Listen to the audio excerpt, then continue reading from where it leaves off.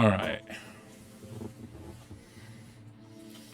So, you have joined Captain Barbarossa on this expedition here to this Dira Isle. And it is, he's not a private pirate. He is just like an entrepreneur, an opportunist, and someone that has putting together a smash dab of crew and people to go on this island expedition with himself. Uh, but he seemed to be part mercantile entrepreneur, not even necessarily like a privateer. He doesn't necessarily have a writ by any of the lords or anything like that. Just a man looking for a fast buck.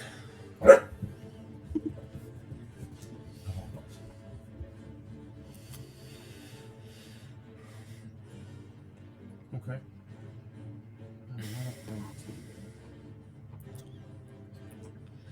So, Manakoa, Mm-hmm. you actually, before we go with Manakoa, first of all, why don't we have Wolfric describe what he looks like? Sure.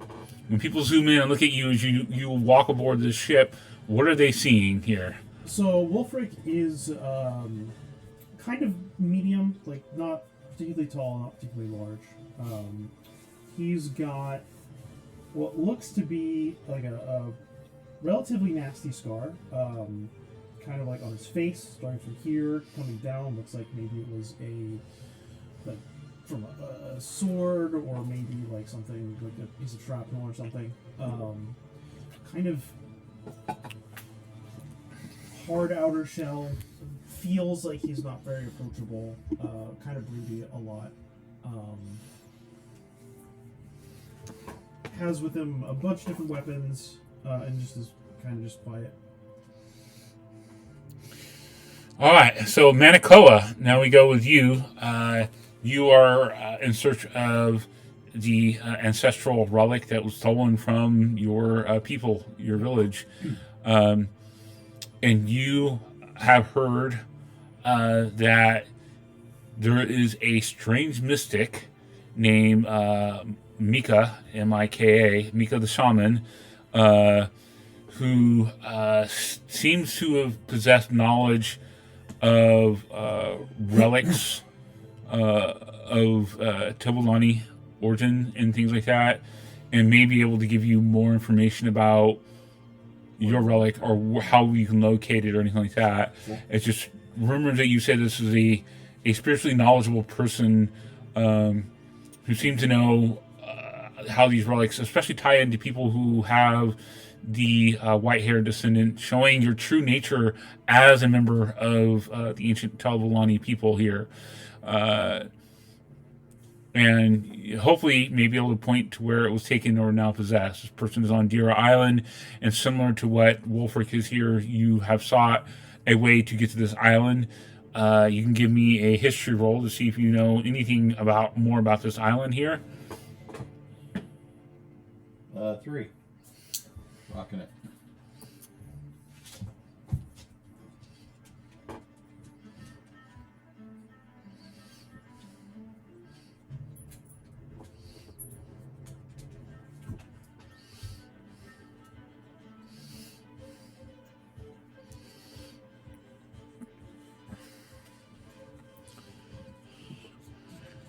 Um,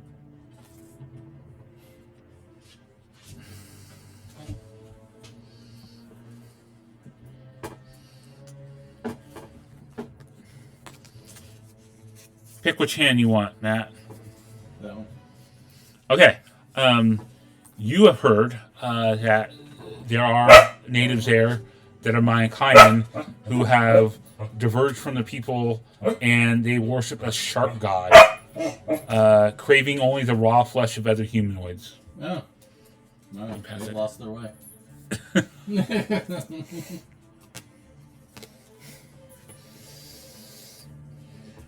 So seeking a way to get to this island, and it's taking you some time, just as much as it did Wolfric, to find. And you've heard rumor of this individual who seemed to be on lookout to essentially get people to join his expedition, a Rory Barbarossa, who is looking for people and is just happy to have a Manakaya to join him, hoping that you can, speak the local dialects and possibly provide, some helpful, cultural translations and things like that with it, to it. So he's happy to join you aboard his boarding crew here to do it. And I'm also a navigator. Yep. CDB less involved with that. They've got a full crew of people on the ship. They tend to be more inclined for you to be part of just the boarding or the expedition group that's actually going on the island itself. And again, similar to what Rolfric had, this is an individual that Rory is not really discussing details with anyone about the island itself and what he knows.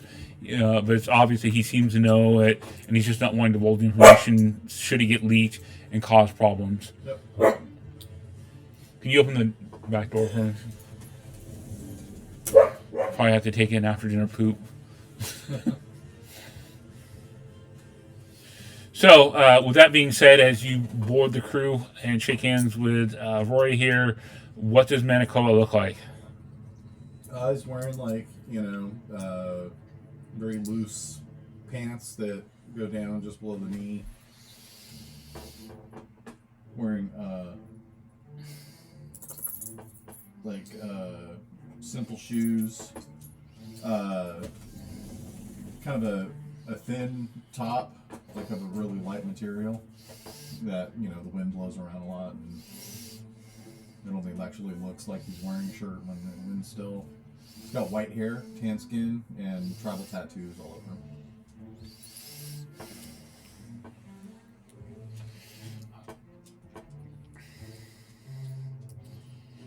As a Manakaya, he again has the Islander look. So you're looking at people that tend to have darker tan skin.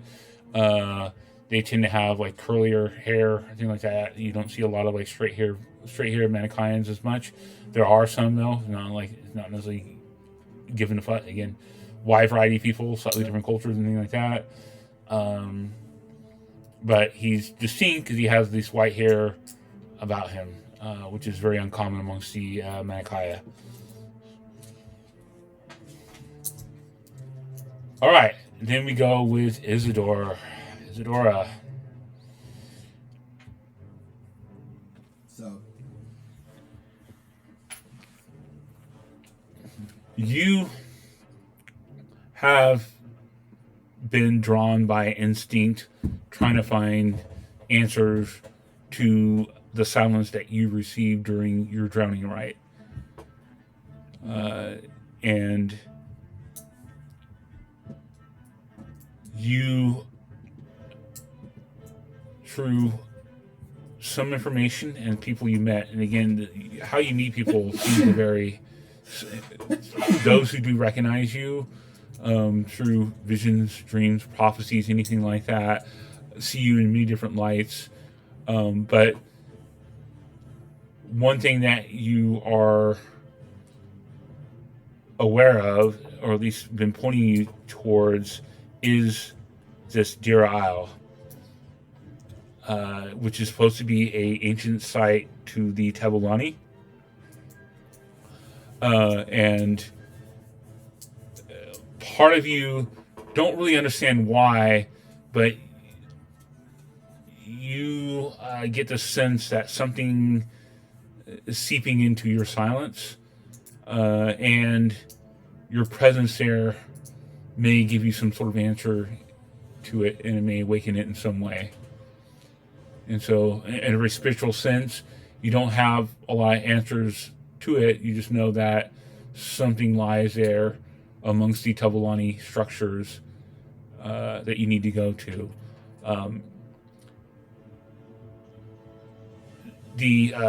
the other thing to note, being the Venolani that you are, despite being an aquatic folk, like you don't travel around the ocean that long distances like that. That's like a very long, arduous journey, and it's dangerous to do so. Just because you can breathe in water and all that doesn't mean the ocean is not dangerous, nor would the journey be long and be like me telling you like, yeah, I need you to go walk from like Florida to New York, or something like that. So this is something where you need to especially on the surface world, you can definitely expedite this, or you'd be spending a long ways to journey to go there.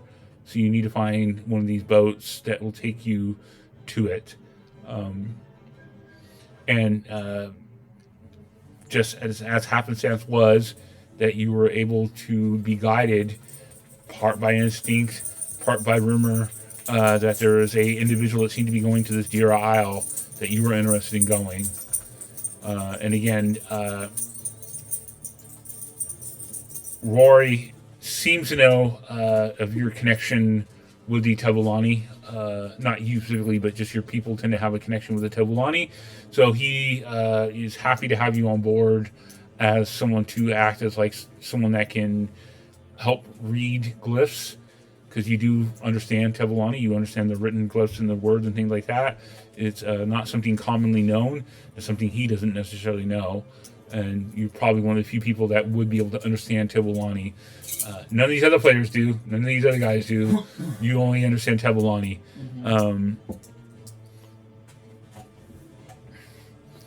So he's happy to have you on board as part of the expedition crew here. And as you are now coming aboard on the ship, what do the others see? They see just a little on the smaller side, maybe small to me, right? 5'5" ish, 5'6". Slender, keeps her hair in a braid, is uncomfortable kind of in her clothes, and has a hood on, and but you can see her hands. Her skin is blue, and depending on when you look, with like the direction you're looking at it, or where the sun is, it almost gives off a bluish green color. So, and it's just walking around, a little hesitant. There's some reluctance in her step, or in her steps, but also underneath that, just wondering, longing, and the determination to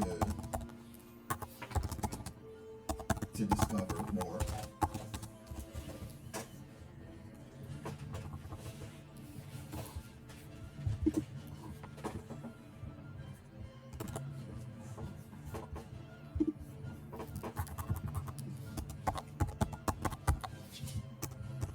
In her mind, a little bit, surface dwellers are like, they're like the horror stories parents tell their kids.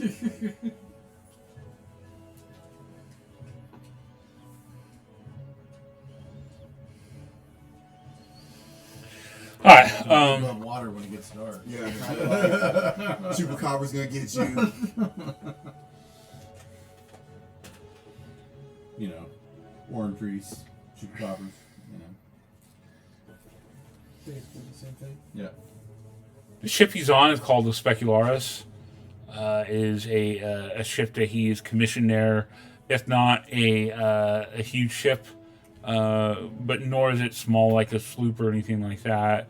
But it's not a man of war. It doesn't have a lot of guns. It has like a deck of guns on each side, so they're able to fend off some hostile threats amongst them. He himself,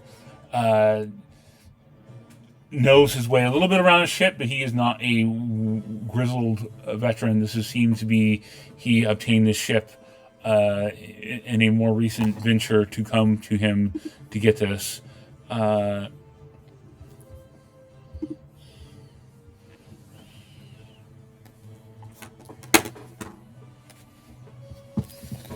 Change the mood here a little bit.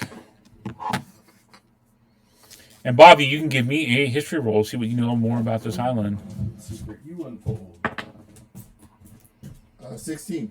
Yay. At least one of us did it. I know.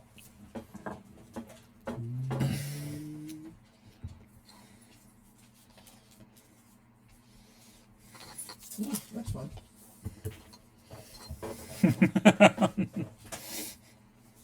I noticed you didn't read that one out loud. Nope.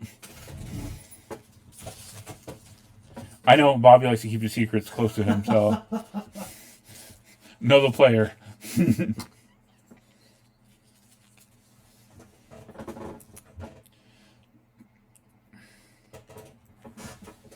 Sorry, doggy. I didn't know you were down there. Just, a rumor about Demogorgon sleeping underneath it, Yeah.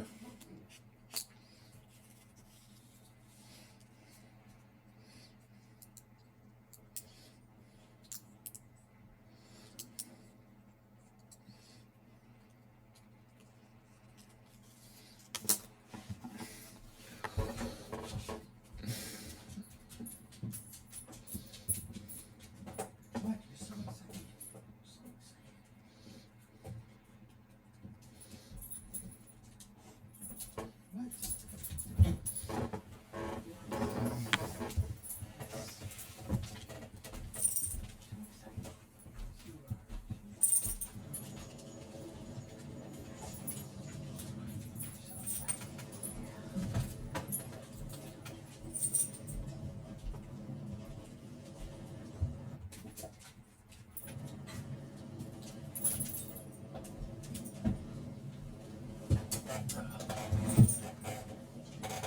What?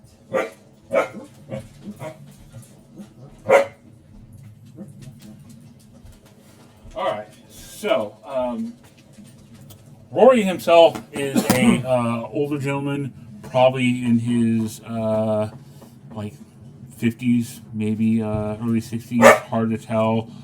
Slightly portly man. He's got a little bit of a gut going. He's got graying hair and like just the very full like mustache that goes down all the way to the bottom of his cheeks there, coming from like his lip down. It's like almost like a goatee, except he doesn't have the chin. Handlebars. He just got the handlebars all the way down there.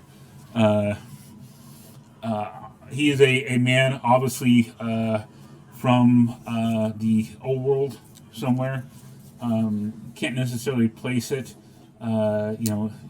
Possibly the Southlands, Auckland, maybe there. He could be from like the northern free city states or something, but hard to exactly place where exactly he's from there. In any case, he's acting as captain and he's maintaining his duties, but it doesn't take for you, Sean, to know that he's a captain more in passing. Taking the position because he needs to out of necessity. He owns a ship now that he acquired, not because he's like an old grizzled Navy guy that's done it. But he seemed to have acquired this, and he seems to have possibly investors involved in this as well. People that have been interested in what he's trying to discover, which is how he's able to secure a loan to acquire this ship here. Interesting.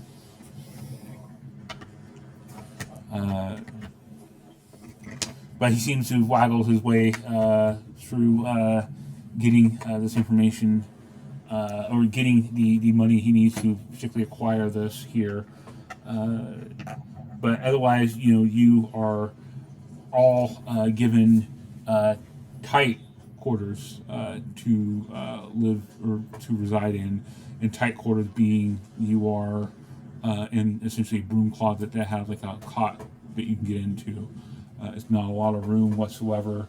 It's utilizing as minimal space as you can with it there. Details of like women not being on ships and all that, we're not doing that. Real world, maritime myths and all that, whatever. I'm not going to deal with that. Bring a woman on board. Equal representation. I'm not going to like go that. Just like as I said, like there's something I'm not going to keep like historically accurate, like the size of the ship.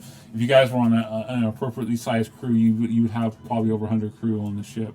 If we're going to go with appropriate size based on historical references and things like that, but we're not going to do that. A galleon or a man of war would have 500 people in it. So, but anyways, the crew itself is a ragtag bunch of sailors that he's kind of picked up. People, especially with the kind of abandonment by the Kingdom Orin in the area, looking for opportunistic ways to make money that are not necessarily involved with piracy. As you know, that there was a lot of people who were employed by these houses that were, working with the Kingdom Orin. They're now starting to turn to piracy and joining crews to be opportunistic as they are. Imagine it like the Wild Wild West, where you have these people who were, war veterans and things like that now have nothing else to do. So what are they going to do? They're kind of like, all right, piracy it is. Yep.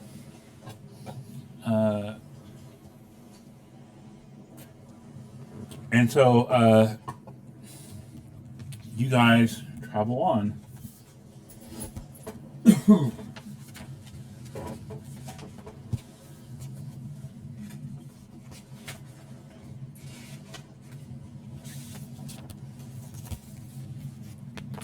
So your journey is taking days, if not weeks, to make your way across the different isles there. Not uncommon fare amongst these many isles. It is, for the most part, as you guys are traveling, fairly uneventful there, as all of you keep to yourself going on the ship here. You may have seen each other in passing.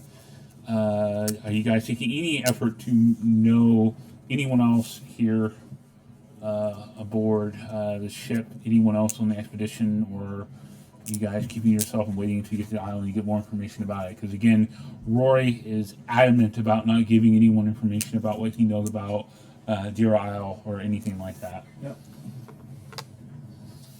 I guess, by like default, I would try and get to know any other Manicoans on board. There are a few Manichaea, Mm-hmm. not Manicoa, it's Manichaea. Manichaea, yeah. They're you can refer them as the Manichaea or the Manichaea or Manichaea or anything like that. That's what they're known. Manichaean is a language, but like it's not like Manichaea people or anything like that. Yeah. Just refer to them as the Manichaea as it is the title. The Manichaea, there are some that are aboard as sailors and things like that. Mm-hmm. People who are since their freedom now with Kingdom Orin gone also, while they weren't slavers, they definitely took things like indentured service, and they definitely were oppressing the Manichaea people as a whole, just in a different way. You still need people to maintain and take care of plantations and things like that. You get paid, pay was just horrible, or the conditions weren't great, or anything like that. The people, while not enslaved, were still not necessarily treated as equals amongst the Kingdom of Orin there. But now, with the Kingdom of Orin gone, it's kind of created this kind of power vacuum where your people have felt more free than normal. And these people are people that have worked in the navies amongst the kingdom here, and now have turned their tasks to here. Give me a persuasion roll.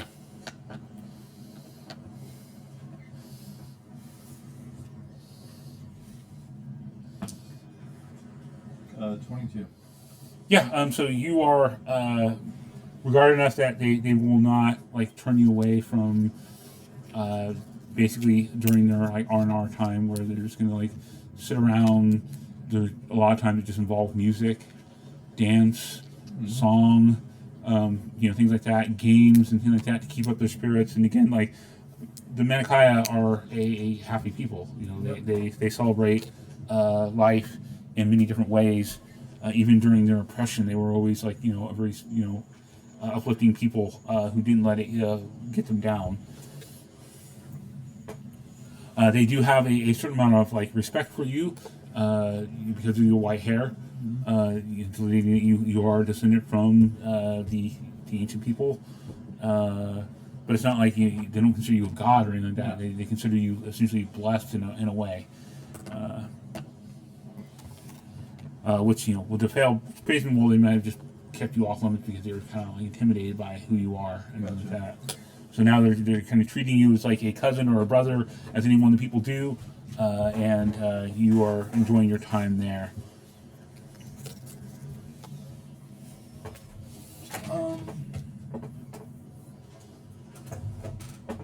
I think Isadora is trying to get to know people,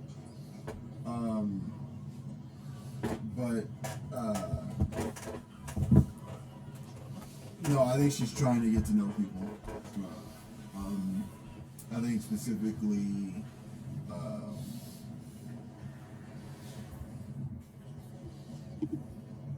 the like cabin boys, right? The low ranking people on the ship. Yeah.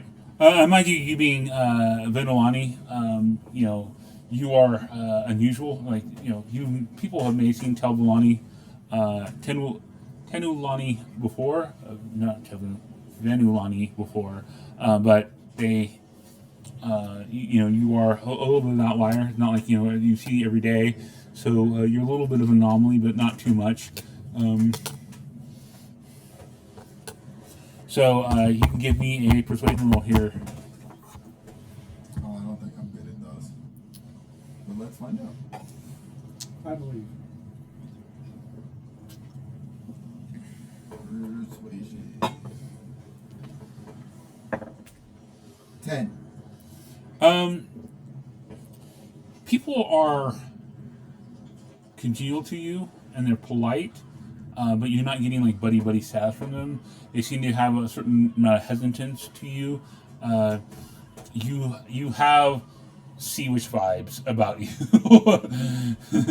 and they're not like looking you in ill regard. They're just cautious and around you and being polite and things like that. But they don't know what to really make of you, and so you're having a hard time kind of connecting to these people here. I am going. Oh, sorry.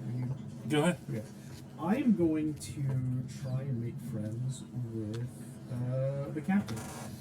Basically, when I see him, I'm gonna be taking notes and kind of like as gently as my character knows how to do it, suggest like, hey, maybe you should try doing this. Maybe you should try doing that. Like try and like help guide him in the right ways. Yep. Of like. Give me a persuasion roll. Alright. I'm gonna roll this really terribly and I'm gonna get tossed overboard. Well, that's a 9. So you're trying to be polite. You're trying to give suggestions, in which you seem to be happy to do so. But as you are kind of offering suggestions, you step on the toes of the first mate, and you are pissing off the first mate as you're basically trying to take that role, and he sees you as competition, and you trying to basically slime your way into him, and so a lot of your time now is like basically socially having to navigate around this first mate who seemed to have it out for you a little bit. You have not made enemies of Rory whatsoever. He's happy to talk with you and all that. You just now have an obstacle of this first mate in between you and him, making it a little harder for you to connect with them. Makes sense. Matt, Yep. when you see Isadora for the first time, something kind of triggers inside of you, something you remember, something like deja vu in a sense, where you've had a dream a while ago. It's been like months or longer, and it's something you just kind of just put out of your mind until you saw Isadora again, and this vision kind of comes to mind because definitely some similarities to who Isadora is to what you've seen here. I will post in your private channel what you see or the vision.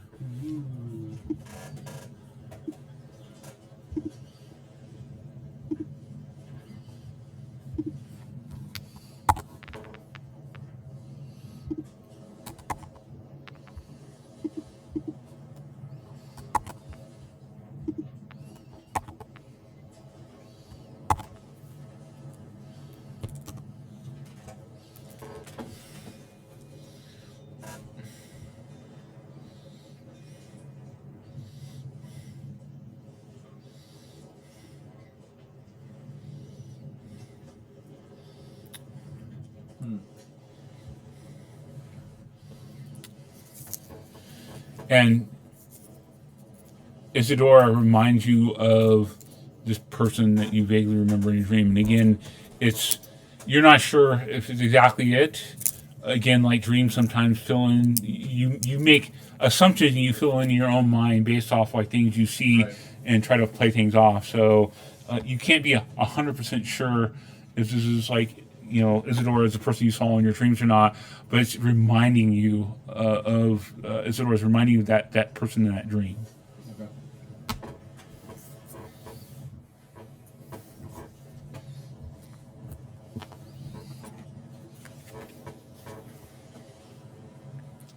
I'll walk up to her.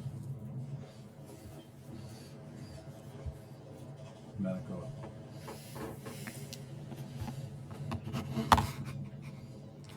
Isadora.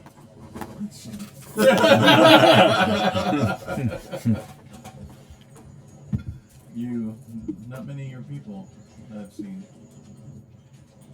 Well, I've seen none of your people.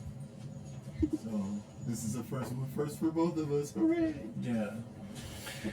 So you can give me Matt. You can give me kind of we're gonna say a history roll here. This is your understanding of what you know about the Venolani. Okay. Nat 20, 21. All right, you know a lot. He studied them His dad was an expert. No, I mean really, what it is that your tribe actually has dealings with the. The stories. No, sorry. You actually do deal with groups that are coming into your village. Again, you are on a coastal village there, and you are visited by a group of the Venolani there, and so you have much more extensive information there. Just basically look at the lore section on the Venolani. You basically know that they are. You know them to be also descendants from the Tebulani, so they are like a descendant from the ancient people. Where the Manakaya are basically mostly descendant people, but there was an offshoot of them that seemingly they became the Venolani, Tritons essentially. They transformed themselves to become adapted to the water here, and they become kind of one with the water itself. Their name literally means children of the water, and in like common tongue, or what people from Orin would call it, or people from the Free Cities would call him Triton, but the proper term is the Venolani, and you also know that they are separated into two different groups: the Deep Wardens and the Tiebound. The Deep Wardens being more the arcane, and they're majority of what the Venolani people are. Those are the people that actually will basically live in in old ruins of their people under the ocean and things like that. Gotcha. Think of like basically Aquaman Atlanteans, where they actually do live. Like they don't have like technology like them or anything like that, but they're not like specifically like a super arcane people, but they are more arcane inclined. They live in the ancient ruins and sanctuaries and vaults of the other people there. They tend to have more arcane types like sorcerers and things like that come about them. And then there's the Tiebound, which is more best way to describe them as the redneck cousins of the Deep Wardens. They're more spiritual, primal and subset. They tend to be more natural living. They'll live in kelp forests, and they'll maintain trench gardens, and they will some will live in like sanctified sites of nature. Others will be nomadic and such. They do, but these are people that live more in harmony with the ocean itself. Okay. Not necessarily acting as like guardians of the ancient path, but like people who are one with the world as it is now. Okay. Which one did my village deal with more? Was it the Tiebound or the Your group dealt with Deep Warden. Deep Warden? Okay. There is a site not too far from your village, not too far being miles away, but still like Yep. in the grand scheme of things, it's like not uncommon to have like someone from the Venolani come and visit your tribe for trade and things like that. The Venolani will trade with people, things like that.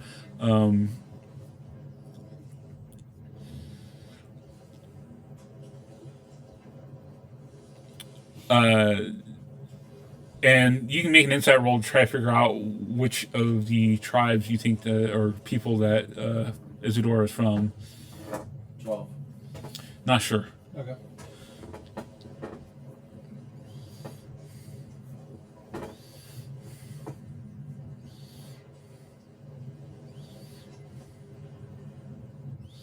Tideborn or no? Tiebound. Tiebound? No. Yes. Yes. I mostly deal, or my village mostly deal with Deep Warden. Oh. Okay. She doesn't really know what to do with it. Like, she knows they're a Deep-Ward. But yeah, that this is good. This is good on that. And now, Omen, what you? Huh? You? I had dream vision. Can you tell me?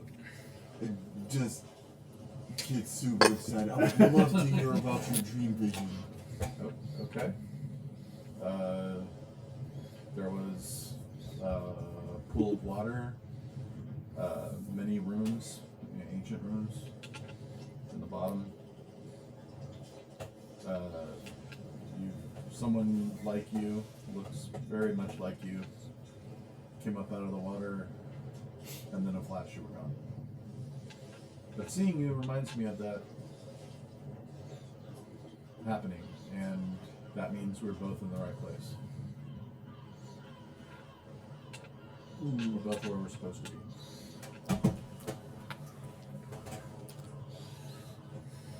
Maybe that's what we find when we get there. Not me, but someone who looks like me? It could be. Are you saying that all Tiebound look the same? No. Thank you for sharing. That was a very interesting dream vision. I'm recording others' dream visions. I'm collecting. Okay. I know many stories. Are they all dream visions? I don't care so much about that. But thank you for opportunity. Thank you. If I have another, I will let you know. Please do. You were the first person who has talked to me.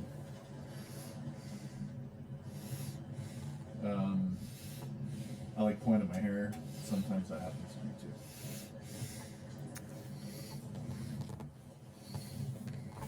I hope we can become friends. That is very possible. Okay, bye. Get up and leave.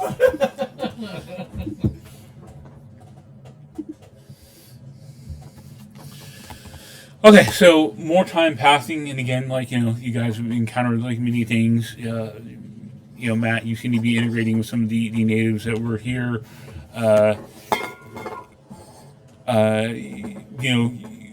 Isadora, you feel a little bit of an outsider amongst these surface dwellers here. Not to any fault of your own, just because you are a little bit of a foreign entity amongst them.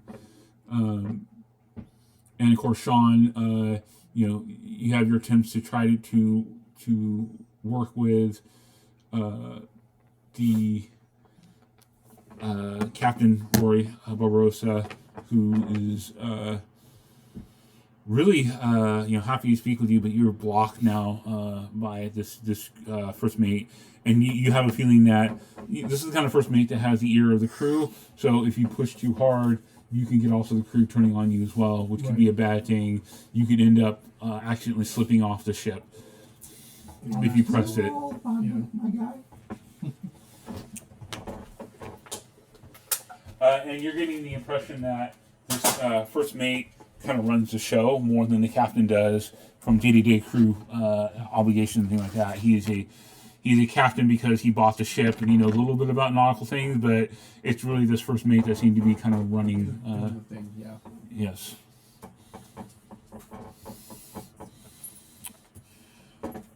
So, time passes, and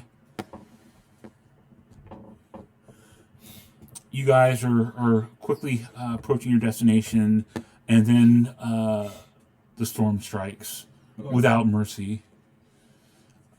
One moment the sea was turning gray, and the next it is a living thing. A howling wind lashing against the rigging, rain slicing like needles, the waves rising like walls of water, the deck pitching violently between your feet as sailors shouting above you on the deck, trying to gain some kind of control, struggling against the gusting wind and the turning ship here. From high above, a desperate voice rings out from the crow's nest. "Land ho! Off the port bow!"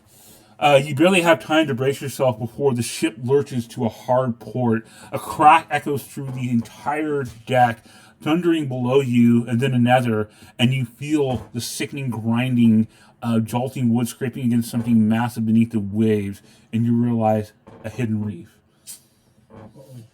The hull shudders and it splits, and the sea, reckless and cold, surges through the breach.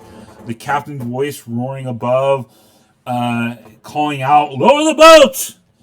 And then after a little while, "Save what you can!" And then a little bit after that, "The ship's listing badly!"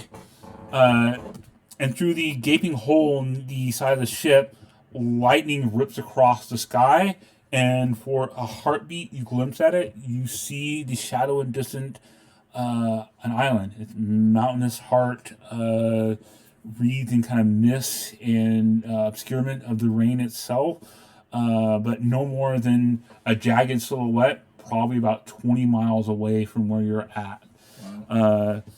Another crash, this time final, and the ship bucking wild like a dying animal, and the deck starts to split apart as it's been ripping across the reef that you guys have grounded on. So now survival is no longer a battle to fight. It's a race to basically abandon ship and reach the distant isle barely visible through the storm here. All right.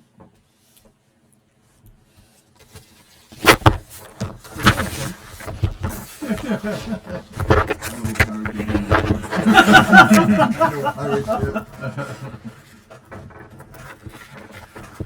There's lots of things here. We just went on a 3-hour tour. Oh, here it is.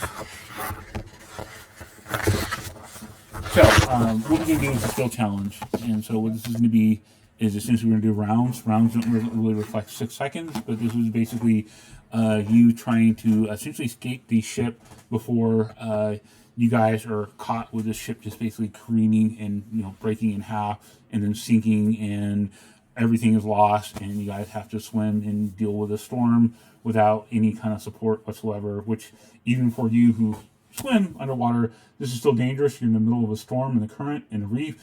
You could easily get knocked around and scraped and killed just by going through a reef.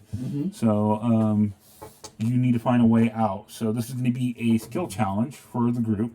You need 6 successes before you achieve 6 failures here.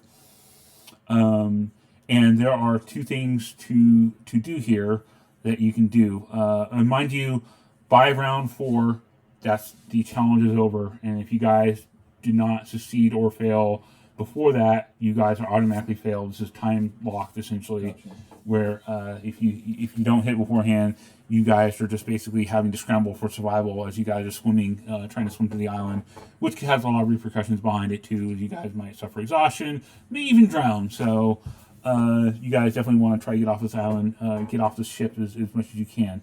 So there's 2 different kind of tracks to go with this. There is like kind of the escape track, which is you essentially use skills to help escape the ship itself. Skills like that are athletics, leaping across wreckage, climbing rigging, things like that. Acrobatics to maintain balance on the tilting deck. Perception to spot escape routes or a launch boat. Survival to navigate safely across the debris. Investigation to find like the fastest destination to a longboat. Nature to predict like the ship's movement, dangers in the storm. And the other action is salvage. Right now, you guys have no equipment whatsoever. You guys have to salvage your own equipment as the ship goes. Okay. So this includes like your backpack, your weapons, your armor, things like that. You guys do not normally wear plate armor on the middle of the ship, things like that. So if you want to recover these things, you can do the salvage track. The salvage track means you automatically fail an escape attempt. Yep. But this allows you to recover your gear too. Basically, you're spending time to recover your gear for it. So, that also includes like your staff, which is like your arcane focus, things like that. You'd have to retrieve that as well. So this is kind of pick and choosing things. You can also use the salvage track to recover, recover ship cargo in some way. If you guys want to find like food or something like that, you can do so as well. When you're grabbing your things, you can grab like your backpack, which will have gear in it, which will have like basic gear, like and things like that, not like your armor or something like that. The salvage action is basically using other skills and some suggestions, things like sleight of hand to like kind of grab loose gear quickly.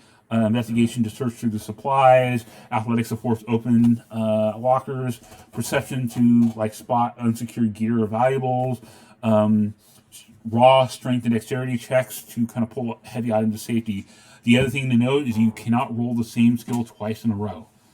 So if you use athletics one round, the next round you're not going to be able to use your athletics. If you succeed this, you get 1 success. If you succeed by more than 5, you get a boon also, which could be some kind of mild, actually not mild, it could be a benefit in some way. It could be like bonuses of skill checks, automatic successes, things like that. If you fail by more than 5, you get a complication, which is usually involved with like you taking damage, making a saving throw, losing an action, getting an extra automatic failure to this, and things like that. So that's basically how we're doing this as a skill challenge. That makes sense here. Good. So let me you guys here. We'll do an initiative order in a second. So.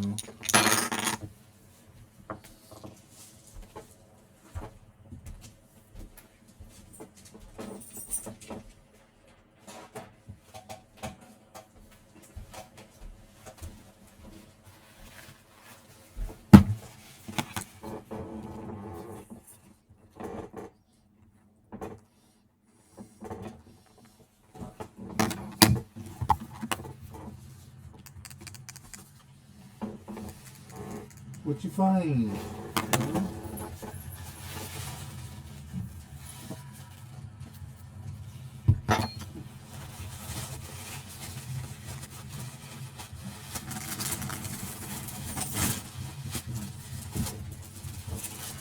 Am I playing your song?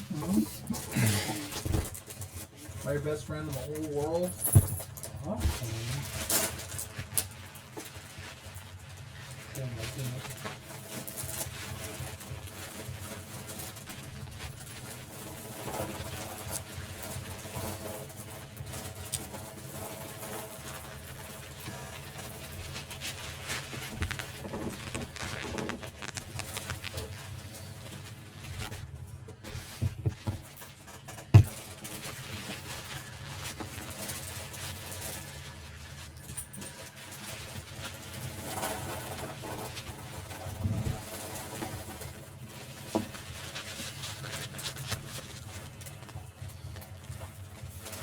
And when I say by island, I'm not talking about you guys see like a little desert island. You're seeing a landmass ahead. This island is we caught a glimpse of is is massively large. We're talking like Japan large, kind of like island or landmass. This could be you guys could be in the New World or something. You don't know, but you're assuming you're you're in the Shattered Isle somewhere. But this is a very large island.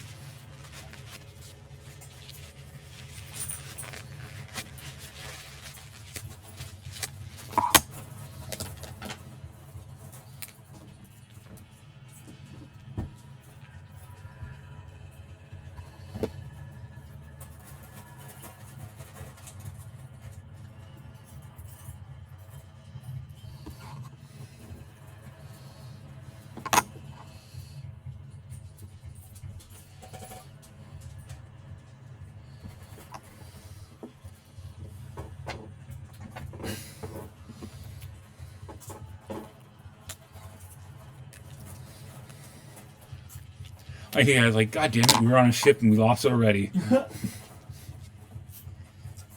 Wolfric's just like, oh, God. Well, this time it's not a pirate crew taking it over.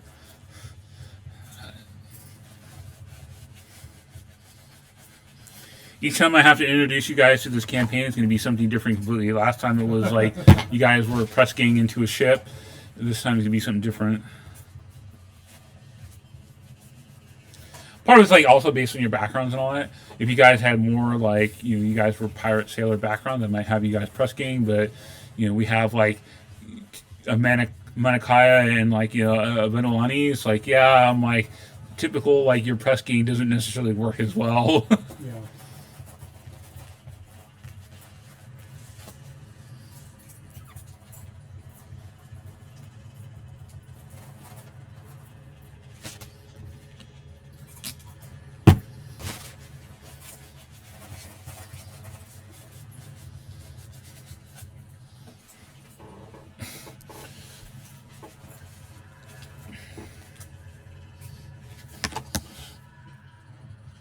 God damn it. Apparently I need to remove these earlier because it's taking a little more effort to get these off the plastic. They set in. Oh, yeah. Just draw over them again? Yeah, I'm not worried about it that much. It's not that bad. It's not like a. No, I'm saying when you draw over it again, the Yeah. alcohol gets back into the letters.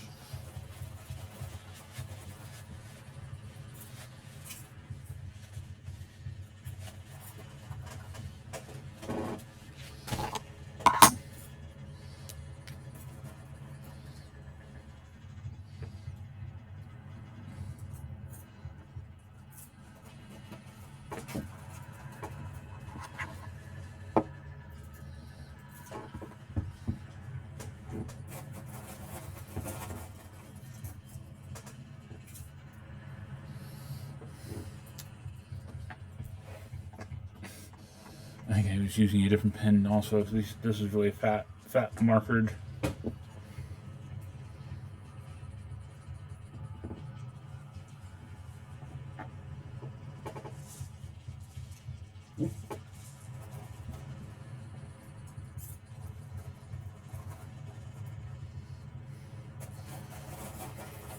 I mean, at least it's not someone using like a permanent erase marker on my fucking map.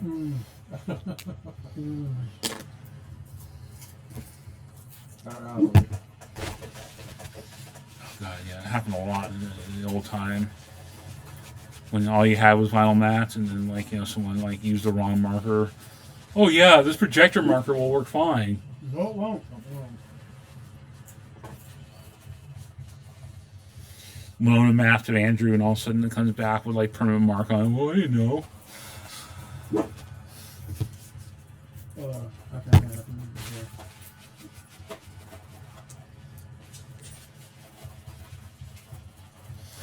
yeah. Like, okay, let me take it and like clean it off. And I can't remember if someone did it, and they basically rubbed off the fucking grid lines.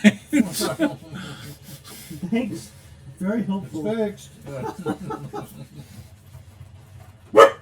My dad's a TV repairman. He can fix anything. I got this new battle map that's actually made of like rubber. Really, really good. That works a lot better than the vinyl mats.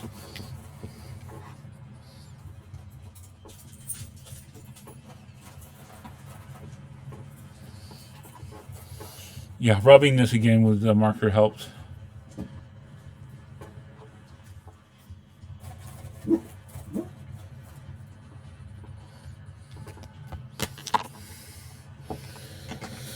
Alright, so we're going to have you guys roll initiative just to see who goes first in this turn order here. It's not impactful in any other way than that. We're not having you, we're not fighting yet.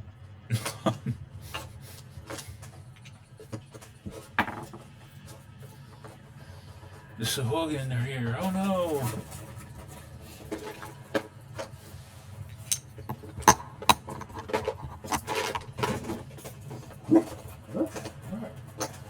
Good. Landing dog.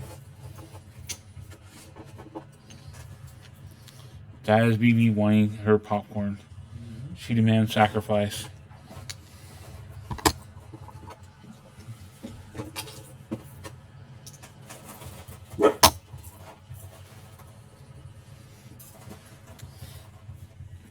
All right. You guys can hand yourself out with heroic inspiration. So take one, pass it down. You all have one.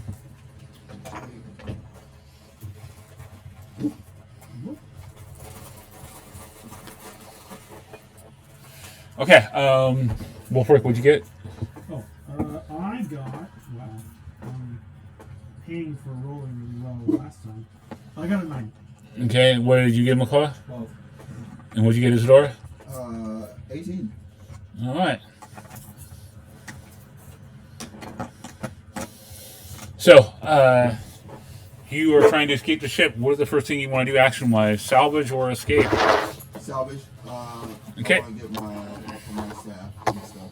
Okay, get your silver staff. So, you guys incur one failure here. Sorry. Well, it means you guys have to make tactical choices in how you do this and things like that. And roll well, too. So, all right. What skill are you using to try to salvage? I am going to use perception. Okay, so you're trying to spot your staff, which is unsecured. At the moment, kind of rolling around. Give me a perception roll. 21. All right, you got it with a boon as well. You more than 5. So give me a D8 roll. 5. Okay. Watch out! Adjacent ally or ally in your group can reattempt any kind of failed action this round. So you basically are catching something else going on because it's not going on, in order. It's like all going on at once. So there's someone else you can basically call watch out, and they get to re-roll a failure. Okay. So you spot someone having an issue. We'll see if anyone has an issue. Yeah. Now we go with Manakoa. Alright. I'm going to slide a hand to try and pick up my drum or whatever else I can. It would be an item like your drum or your backpack or a weapon. So it's not whatever I can. It's basically pick something you want to pick up. like your instrument is not like in your backpack normally. It's like you have a Dulcimer. large item, so it wouldn't be so in your backpack or anything like that. It would be individual. Do you know what dulcimer is? Like large, like violin that you hit with little things. I thought that was the drum. No. No, dulcimer is the like. Yeah. I meant to pick something smaller that was I'm gonna easily pick the portable. glockenspiel. Like, I was like, when you picked it, I'm like, all right. I thought it was a drum. The hand drum. The belly dancers and stuff use. You can change it to a hand drum you want, or a drum. It still wouldn't fit in your backpack, but you can pick a drum. We can fix it later on. Alright. You want to go for Grab something? my backpack. You what? So grab my backpack that has the hand drum in it. Well, you can grab your drum. So you Okay. Right. Let me see. Let me double check here. I'll let you know. Give me a second.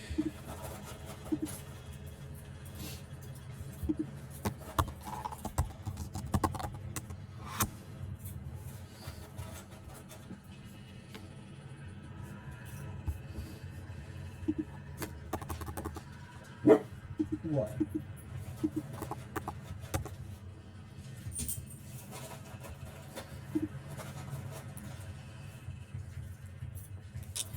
It can't fit in your backpack, so you can try to grab your backpack. So you can give me a roll. What roll you're rolling? Slide hand. Okay, give me a sleight of hand roll.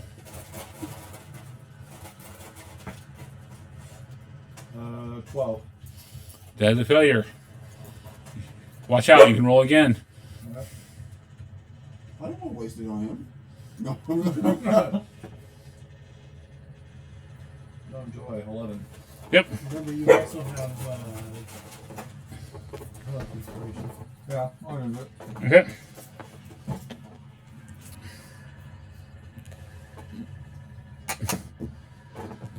$14. Rolling like shit. DC for these are 15. So you don't incur any kind of like complication, but you weren't able to locate it as you're kind of like scrambling around for your instrument here. What? And now we go with Wolfric. All right, I'm going to use my acrobatics to basically start helping to get the lifeboats out. Okay, so you're maintaining your balance on the deck here, so you're doing the escape action. So give me a roll. Alrighty. Let's see. I'm going to spend my heroic inspiration because that roll would have been a 12. And it's still a 12. All right. No failure, but well, you have a failure, but no complications. So, all right. We have the next round. Isadora. I would like to use nature. Okay. Well, actually, I don't. To kind of.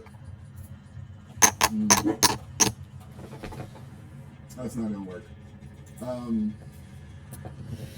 Using nature for an escape action makes sense. Trying to use it for salvage does not make sense. Yeah, no, it was gonna be for escape action. Escape is basically you are predicting the storm. You know how the storm works and how like you basically are predicting the waves and the movement. You try to help you escape. That's what I was thinking. Honestly, that's the thing I was gonna use. Okay, yeah, you can roll for escape action. 17. 17, you got a success. Hooray.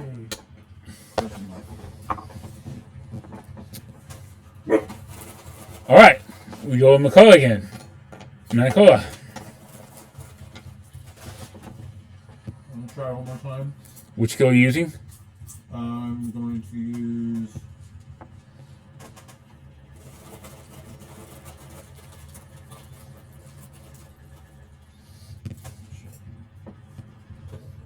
I guess perception. Try and see it. Okay. Nope. What was your roll? 13. Okay.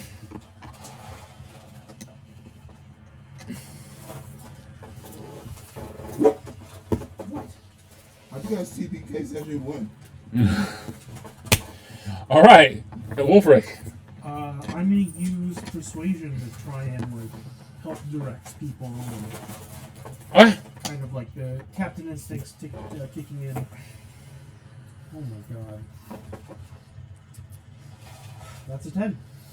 All right, that is a complication. Give me a D8. 7.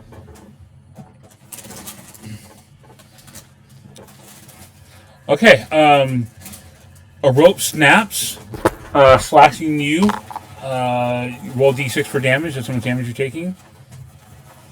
Now I'll roll 5. No, we got 2. And give me a deck save.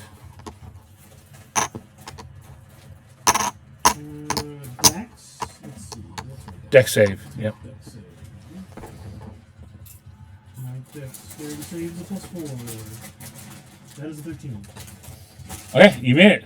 So you are not knocked off by the rope there. It could have added more complication for you for your next action there. And yeah. We go with round. This is the last round. This is round 3 before bad things start happening. So, Isadora.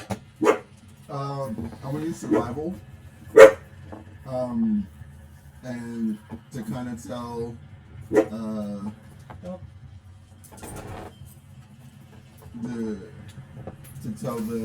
people who are running around, I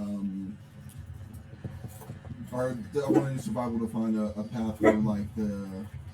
Navigate across the debris. Okay, give me a survival roll. That is a 15. 15. Okay, you got a success. All right. What about you, Manikawa? Those acrobatics, try and jump around to a vantage point to help get people out.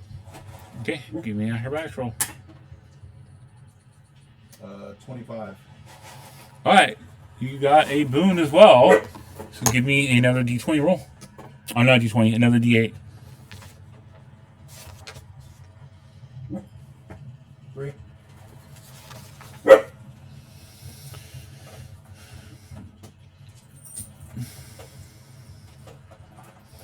All right. You actually grab some kind of salvage item automatically on top of that. So you can pick one item you can pick up. You see. Yeah. All right. So now go through your backpack. Your backpack can only hold 30 pounds. You can't carry everything in that backpack you have on that list. You cannot have any weapons in it. You can't have any armor in it. And you basically only can pick 30 pounds of goods inside of that backpack itself. So it means rations, things like that. Because like rations, I think weigh 20 pounds. Yeah, bedrolls weigh like 10 pounds and all that. You have to keep it within the weight limit of 30 pounds there to do it. The drum weighs 3 pounds by itself.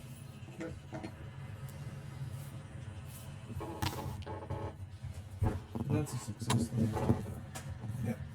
So we're at 4. Yes.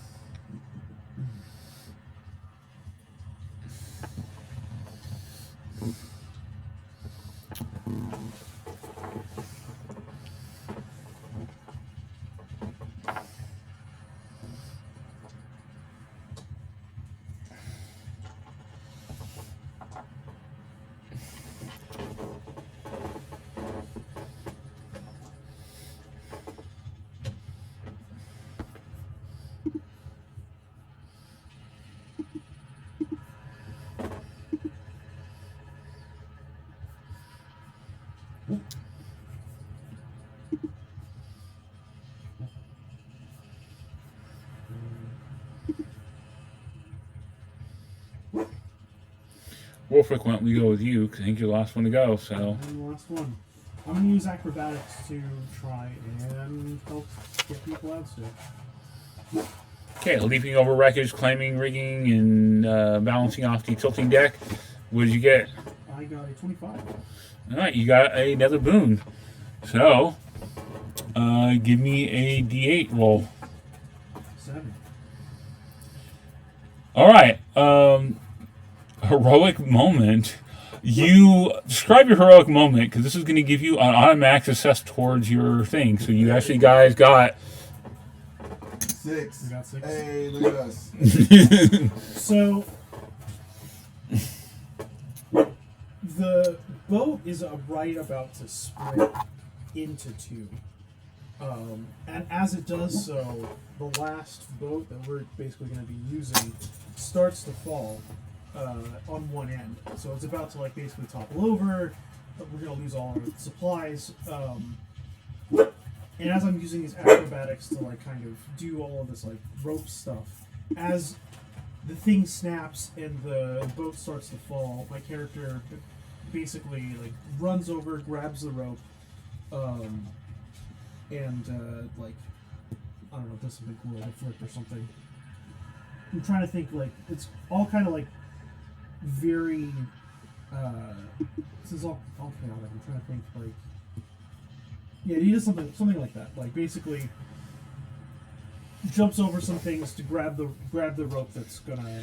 Yeah, you guys are on a jolly boat that you guys have fine. A jolly boat is basically a boat that's usually attached to the stern of a ship that you use for like landing and all that. There are longboats that you also have, but right now you guys are on basically the equivalent of a dinghy that you have with it. The longboat is usually possibly stowed below that you pull up. Something like that. This is like a smaller boat that you use to get it off and on the island here, and you see that the boat was literally your boat was shifting and listing that you're on, and you guys were about to lose the jolly boat there, where Wolfric all of a sudden basically does like this acrobatic flip through the air, like the hero he is, and grabs a hold of it. And then is able to secure the boat where the rest of you are able to get on, and you guys are now off the boat and making your way onto the island. As you see, crew members are fucking like in the water, they're drowning, and unfortunately, with the storm going, there isn't a lot you can do. Even try to keep control of what's going on here. You're just holding on for dear life and hoping that this boat will take you ashore.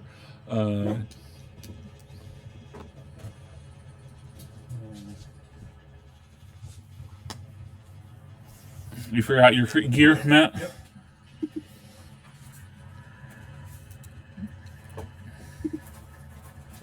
No daggers, so no weapons. Oh, sorry.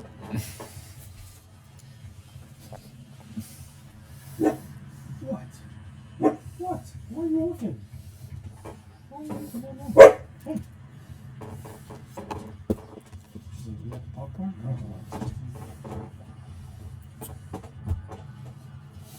So, time passes. You guys are on the boat here, and batter around in the waters before you guys are washed ashore on this island here, or you assume is an island. This is rocky shores. You see, a occasional flash of lightning as the storm is now passing from you, illuminating the area, and you see that there is like a large plateau region in the middle of this island here, miles away, that you can see that elevates the area there. I think like the plateaus you see in like Arizona or something like that. This is on the island itself, like a flat plateau, which is shrouded in like mist and like clouds there, and before you is like a jungle that leads into the rest of the island that you see as you are on board.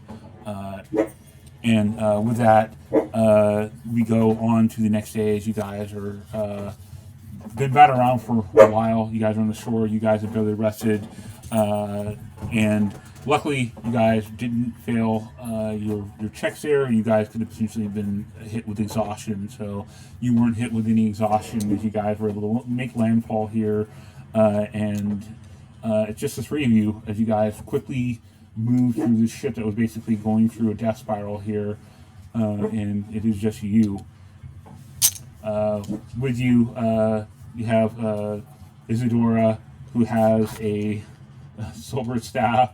You have your backpack that has your drum in it and some supplies, and Wolfric by himself without any armor, nothing else, anything like that. Although you do know that your ship is 20 miles out that way, where the reef is. Potentially possibly recoverable, but something you didn't have immediately. Yeah. Except for one small problem. Well, boat. Isadora, like, just drops to her knees. And folds her hands together.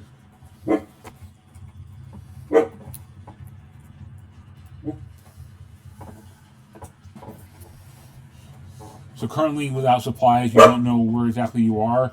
You're not even 100% sure which island this is. If you have navigation supplies, you can try to get some idea, but without like a navigation supplies, you couldn't even get any kind of bearing to what you have. What time is it? Currently, right now, it is morning, as you guys basically you guys were hit at night during the storm. You guys have been tossed around for some time before you were the tide brought you in on the shore here. You have a boat that is leaking.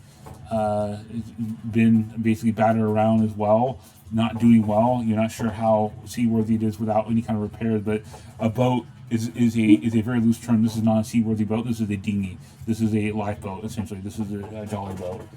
This is something you go in and out of a harbor or something like that to go to land. This is not a boat you take across the sailing waters or anything.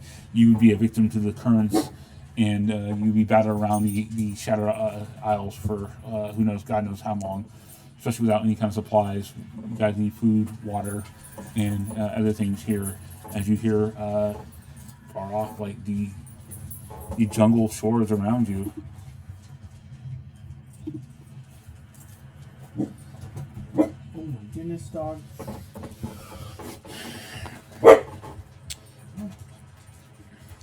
But currently, right now, it's just the three of you. Think anybody else made it? I don't know. Either way, we're going to need to find supplies.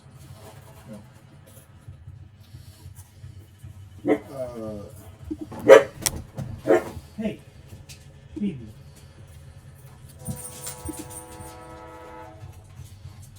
Isadora's still praying.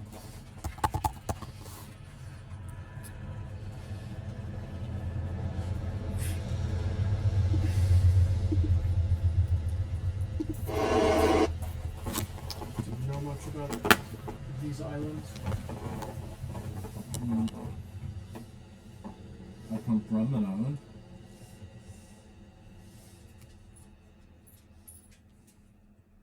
Do you know how to find food? Somewhat. I can imagine, am not from here. Does not require much imagination. BB, stop it. I'm Wolfric. Very well. Manacor. What about you? Isadora. She doesn't say much. Hmm? She doesn't say much. She's praying. I suppose now is a good time to pray. I was offering a prayer to the ocean to grant those who lost their lives safe passage to the next. That's very kind of you.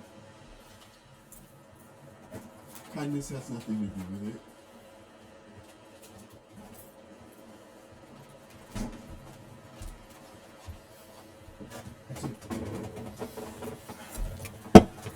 Do you? Because you seem like you don't. I do. Okay.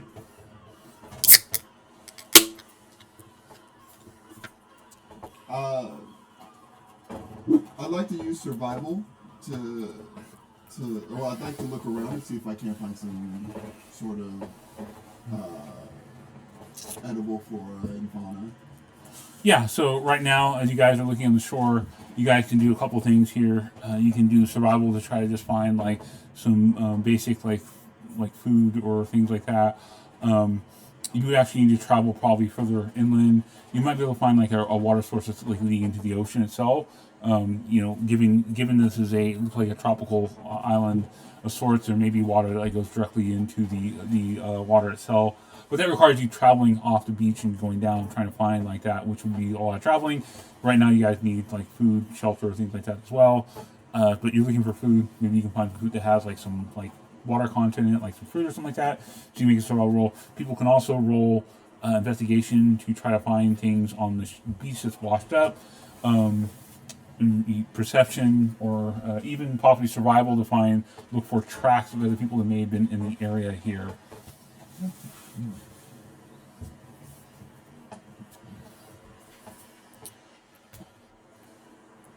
I can look for passage of others. And I do have a little bit of food.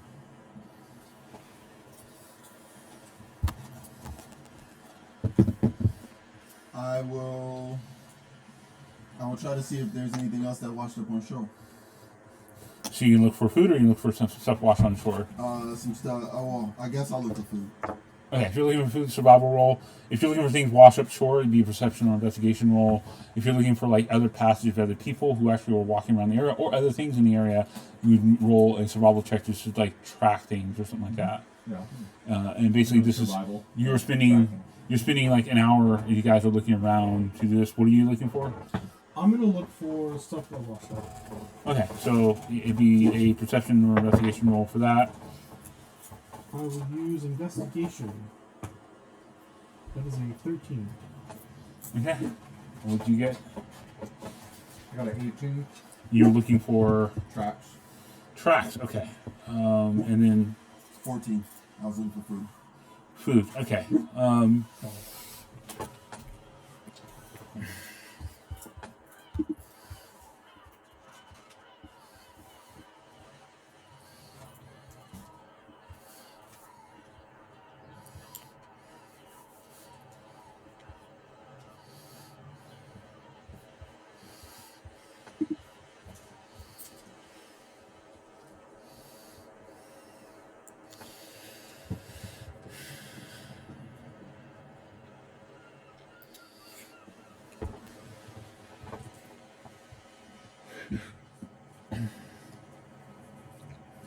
All right, you find some Kiwiki fruit.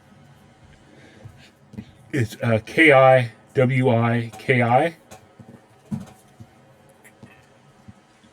And currently you find essentially enough that will provide. What was your roll? You said an 18?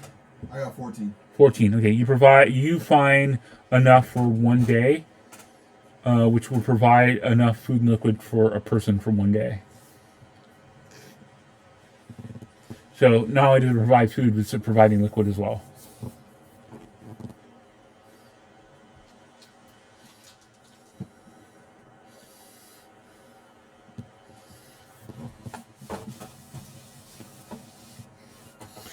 Okay, and you were looking for supplies or things like that. And your roll was 13. okay. You do find a body on the shore. There's a body of someone I recognize. Taking a look at it, yeah. You look at him. He looks very familiar. It is the captain. Burn his pockets. Oh, shit. I mean, yeah.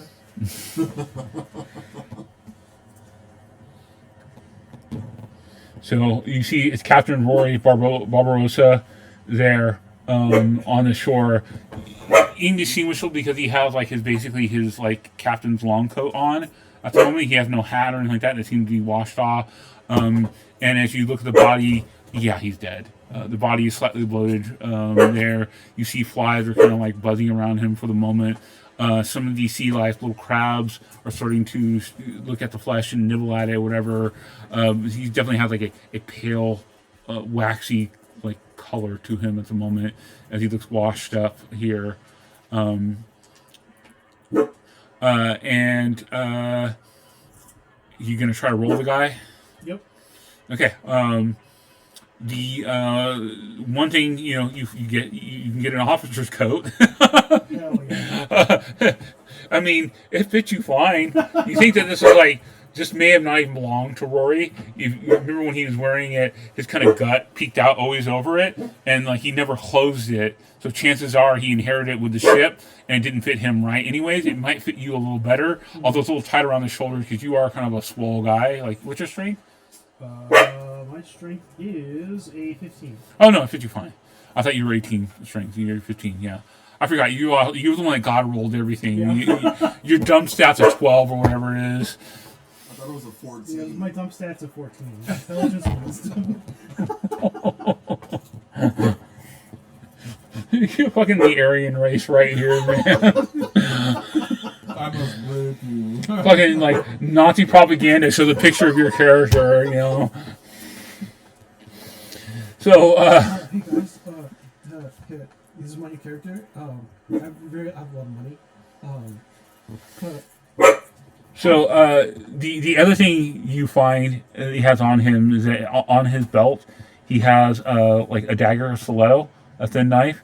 So you can also mark on your character that you have a dagger now, and you also see that he has wrapped basically tightly in leather that has been treated and waxed, completely tight and bundled up. So he's obviously was storing something in there, like possibly a map or something like that. So it's like fairly watertight. You think if he would have spent too long in the ocean, it would eventually would have gone to hell. But it may be preserved, and it is like preserved enough to where you're able to pull out. And he has a couple of pieces of documents and paper here. It looks like he had a map with him, and with that map also he was like also writing or had some kind of passage that he was writing with it that he kind of like gathered up together all at once hastily to go with him. I will take all of that. Excellent.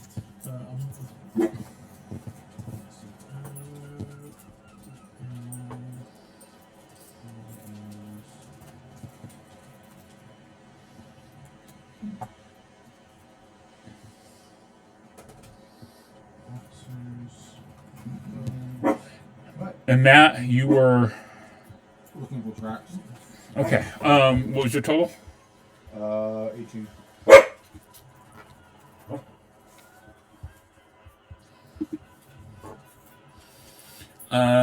Give me a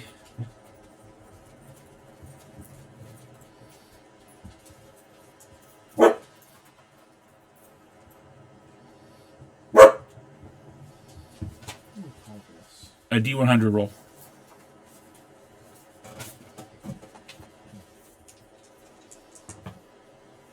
73.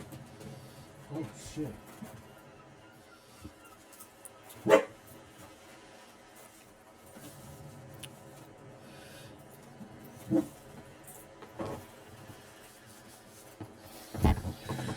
You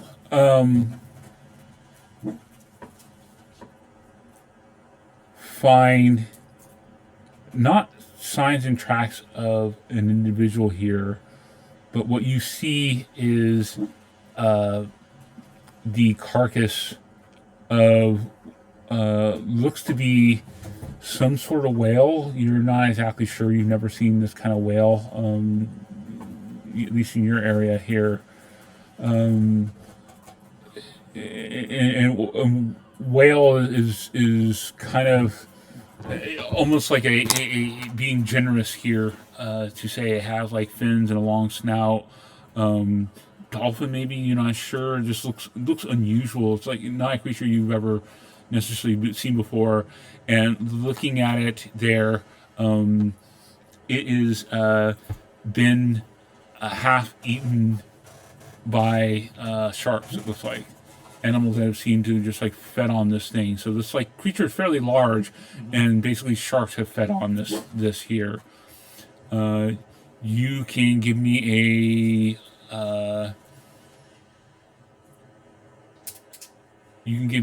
a perception roll and a nature roll.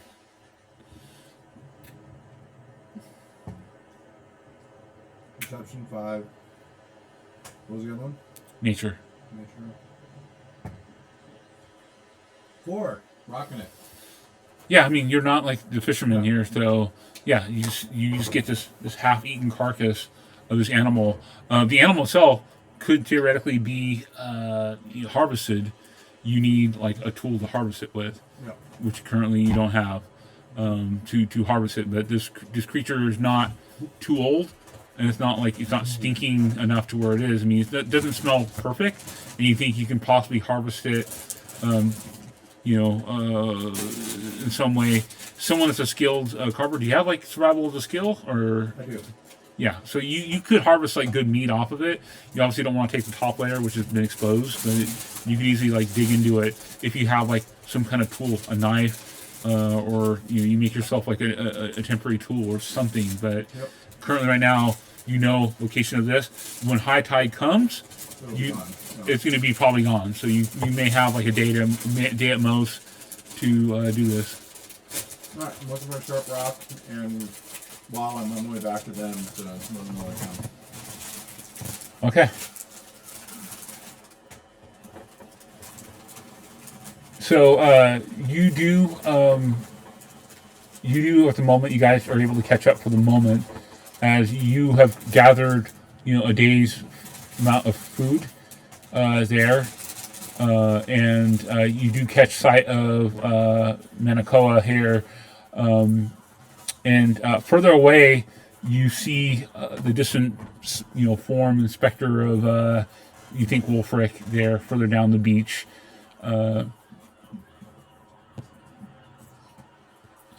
And you, Wolfric, also spot the other people have gathered further down the beach that you can see.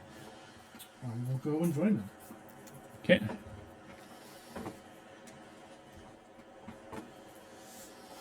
I found the captain.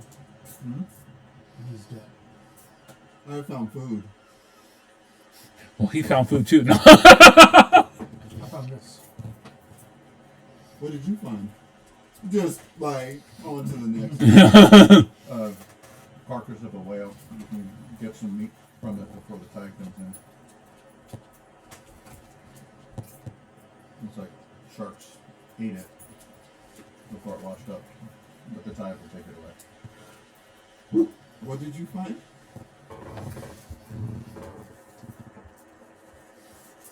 Can you read? Yes. I should have said no, so you never read it to me. Their notes from the captain. I'll tell you, Sean. I'll give you your inspiration back if you read it out loud right now. I'll read it, yeah.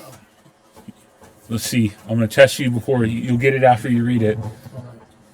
When the gale finally ended, we found ourselves approximately 7 days normal sailing distance due south, out of Flotsam in the Shattered Isle. We replenished our supplies, patched up the ship, and traded our remaining goods at native villages along the shores of several islands. Some villagers were friendly, but others were hostile, and the natives attacked on sight. I suspect the hostile villages were filled with cannibals. We skirted the coastlines of several islands, sailing south by west until we reached a small peninsula cut off from the main island by a massive stone wall. We were received by the natives of the please say that? Something word? Of the natives of. Can't read that word. The special. You talking about the Tanaroa? Oh, it's a T? I couldn't tell if it was a T or an L Yeah. or an F. Tanaroa. Okay. Natives of the Tanarora, or Tanaro words. Tanarora. Wow. Tanaro. I can't talk. Tanaroa. Tanaroa. Tanaroa. There we go. We were received by the natives of the Tanaroa in a small village that guards this wall. The villagers have no name for the large island other than the Isle of Dread. Their own small peninsula is known simply as quote-unquote home. The villagers told us a tale about an ancient city in the central highland of the isle that was built by the same people who built the wall. The villagers called the builders quote-unquote the gods, but I noticed that the names of the gods and the personal names of the clan ancestors were often the same, so I suspect that their ancestors and the builders were one and the same. I believe the natives once possessed a much more advanced culture, that the descendants of these builders have returned to a more primitive state. The inland city is rumored to be filled with treasure beyond imagining. In particular, I heard the persistent tales concerning a great black pearl of quote-unquote the gods that still remains in the inland city. The island waters abound with excellent pearl beds, so the rumor of the black pearl may well be true. The village contains a number of huge, lifelike statues of iron, bronze, and stone. Since no villager currently has the skill or the craft to make such statues, the tale of a lost city built by the gods seems reasonable. I would have liked to explore inland to verify the rumors, but too many crewmen died in the storm or by cannibal spears. Only 5 of us are left. I am the only professional adventurer, while the others are only sailors. We can sail the small ship well enough, but land in hostile territory we should be helpless. Once back in Flotsam, I should be able to recruit a new crew and a party of professional adventurers. Then I shall return to the Isle of Dread to claim the Black Pearl and whatever other fabulous treasures await. One thing I managed to do before leaving. We sailed around the island and made the best map that we could. We were afraid to land since village fishermen had warned us that it was extremely dangerous to land anywhere on the main island, and the coasts were rocky with no beaches. As a result, the map only shows the coastal areas we could chart from the ship, but it's better than nothing. Signed, Rory Barbarossa. And this is the map that he was able to create.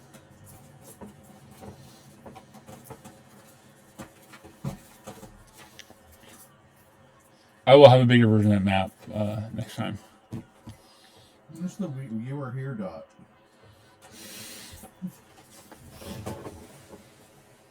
I don't think this is the island, right? Can I tell if this is the island based off of? You're not entirely sure. Again, you're having a hard time without like navigation tools or anything like that. You're not sure if you're if this is it or not. How long were we sailing for? Weeks. Okay.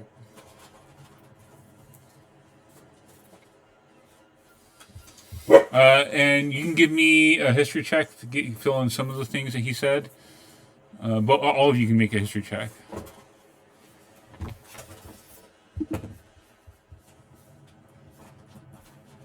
Oh, I got 13.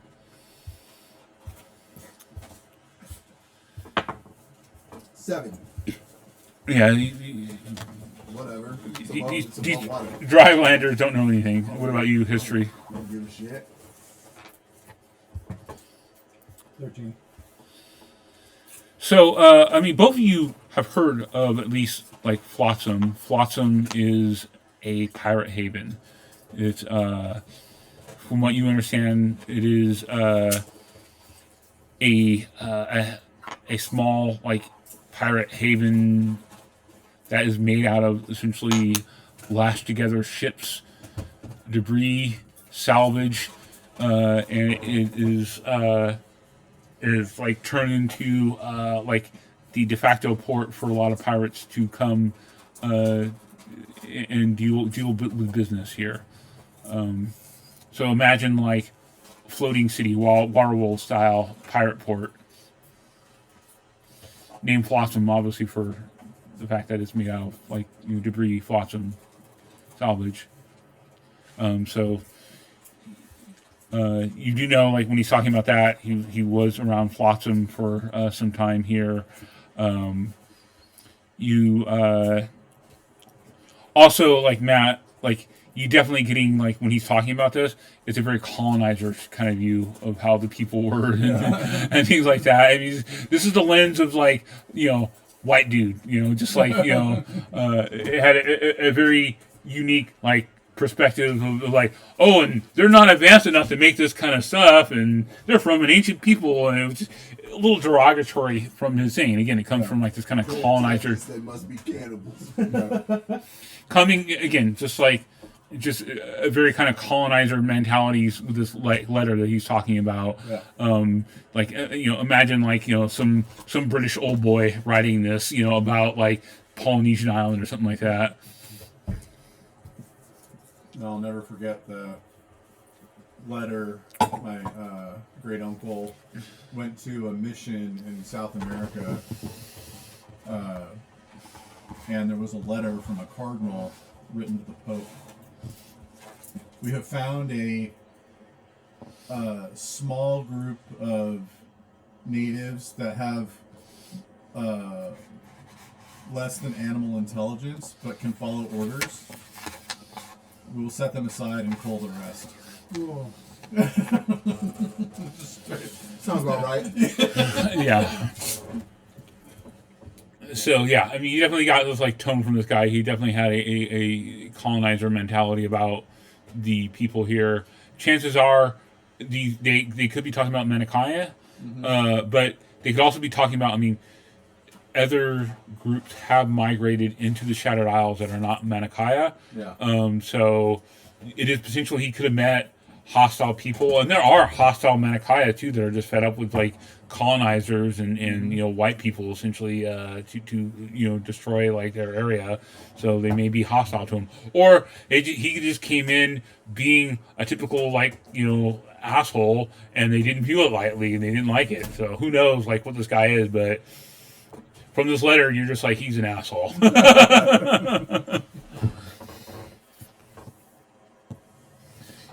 So you guys, out again, do you guys know where you are? No. God, I man. think so. The name is already there. The name is on the map. Isle of Dread. He has mentioned something that I have heard about. What did he mention? Of a black pearl. That is something that I have also heard about. And something that I think it is important for me to find. Okay.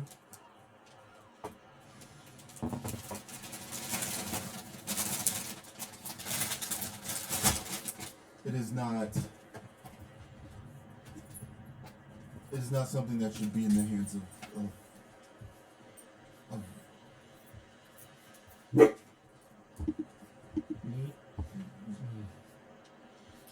no, but men who those who Write letters like that. yes, people who are very consumed by power.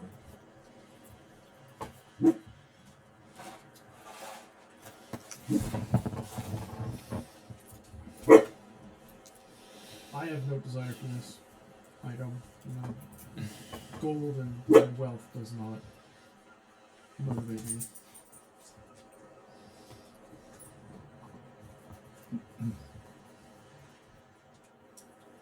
Good.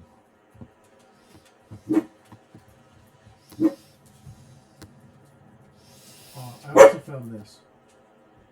I'll pull the dagger that I grabbed from. You might be able to use this to harvest meat from the arrow. There you go. Okay. BB, stop it. So, more time is passing now as you guys have you have the ability to harvest it. You can harvest it yourself, or Bobby can go with you and help you harvest it. That means you guys can roll with advantage on trying to harvest it while you do something else as well. I assume you don't have survival skill. I do not. Yeah. What I will do is I'll try and gather stuff for a fire, like Okay. fallen wood and stuff like that. Okay, so you're basically looking for like salvage and things like that you can get. Because like the thing is that like looking around, like unless you go into that jungle, and also like considering this is like a jungle in some ways, that the wood you're not gonna find like dead dry wood possibly. So best thing you probably want to look for like salvage on the shore, like crates or something like that you could easily like burn and stuff instead of like trying to burn a palm tree, which is not going to happen. Yeah, it's not going to be very effective. A lot of oil, light that thing on fire. So okay, so are you two going to be harvesting that together, or are you going to be doing something separate? Okay. I think your skill's higher. Go ahead, Chances are your skill is higher. You probably have a higher wisdom, so you can roll if you want. You two are going to spend time harvesting now. The shark, essentially, not shark, the whale. Bobby, you look at this thing, and you can give me now a nature roll. Okay. That is a 16. Looking at this is not a whale that you've seen before. This looks completely different and unusual. You are not recognizing this as to be a normal species of the water. Okay. Looking at it has like fins in the back like a whale, but it has like flippers in the front and kind of a long snout to it. So like the flip is like a dorsal fin of a whale, but the flippers are almost like arm-like, or more stretched out than what a whale has. Especially with a long snout, and you just don't recognize this. This could be a species of whales you don't recognize, but this looks different from what you've seen. And it's large, looking at it, you can give me a perception or investigation check. I'll go perception. You can do medicine too if you really want. 16. Okay, so something rather large bit this fucker in half, and this is large already. Okay. And then other smaller sharks were feeding on this. Is basically, sharks are also scavengers as well. They will scavenge off like carcasses and like that. So basically, something large came in, took out this creature, bit it in half, and then like other sharks have been feeding on it. So something is big out there in the water. You don't know how far away it is. You kind of like peer around, and out in the water, further away. Yeah, this could probably be shark water. There may be sharks in this water. You're not sure about the fucking like humongous thing out there. You don't know if it's out there in the water, but what you're guessing is that in between where you're at and where the reef is basically almost like a bay, because there's like obviously like a shallow reef that the ship you were on ran aground that is off the coast. So imagine like Australia, the Great Barrier Reef is not on the shore. It's like actually miles out from where Australia is. Yeah. And so like this reef probably follows the coastline down, possibly, like 15, 25 miles, depending on what area the reef is at, and it's creating like a bay here. Chances are there may be sharks in this water here. Okay. Sharks themselves are not normally actively hostile unless they're like a reason to be hostile, which if there's bodies from the ship out there, they may be a little more aggressive because they have a source of food right now, which is people. Okay. Blood and water.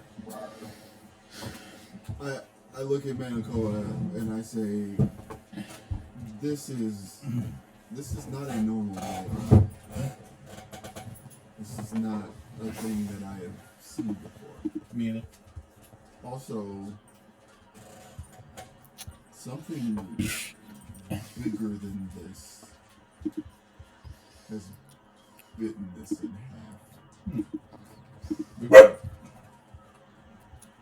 Maybe. I don't. Do I know of anything of any sharks that big?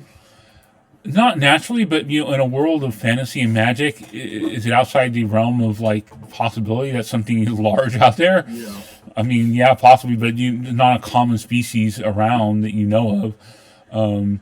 You know, typically sharks, you're going to get like bull sharks or reef sharks or those kind of like sharks, and that's what you see here. You see bite marks where these kind of like sharks that are large, but not like, you know, the shark that or whatever creature bit this thing in half is larger than like a great white or something like that. And even great whites exist in this area here.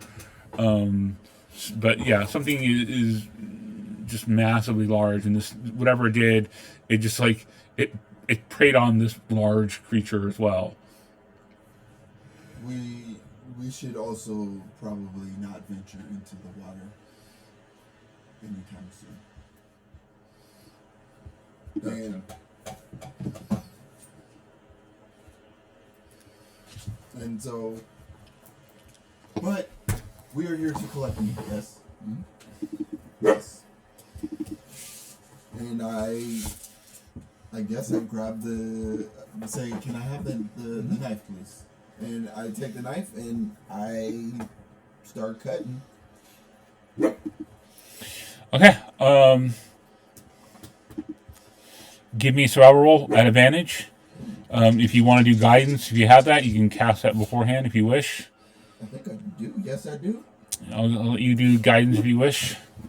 Heck yes. 21. Wait, no, that's 27. 27. Okay. You have acquired, and I think that you're having to cut through like rubber and fat and things like that, insulation to get to meat, and you're having to cut through the kind of top layer of meat that's like gone foul, being exposed to like the elements and the weather and like waterlogged and sea salt and all that. You're kind of having to like going after like a big tuna or something like that. You're having to like carve away the outer layer to get to the middle of it, where the food is like mostly preserved here. And you said 27.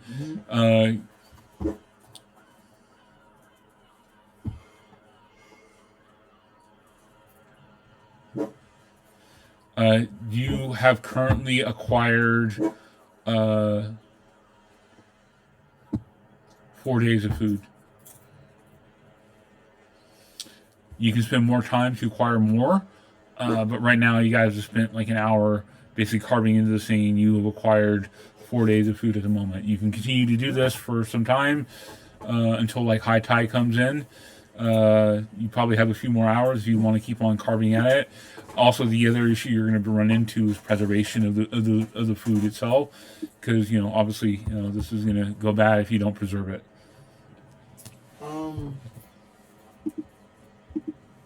No, I don't think I'll take more. I think Isidore is very much And when I mean 4 days of food, that means each of you can consume 1 day. So you have 1 day of food for each of you. You also got that fruit, so you got another day. So you guys are right now requiring 3 days of food for you.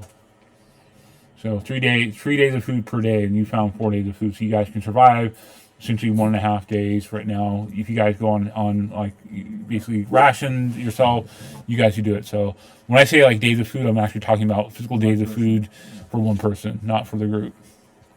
Okay. Yeah, I don't know that she'll take anymore because I don't know if we'll be able to like keep it. It'll last for a couple days. So.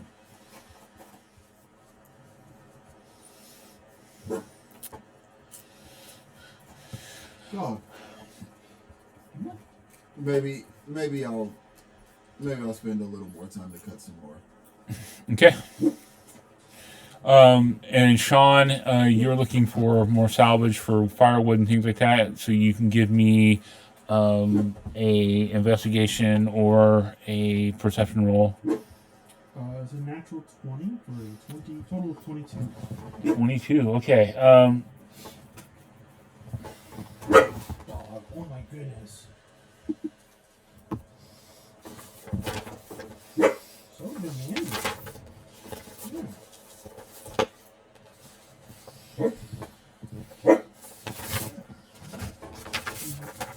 Where's more popcorn? Where is it?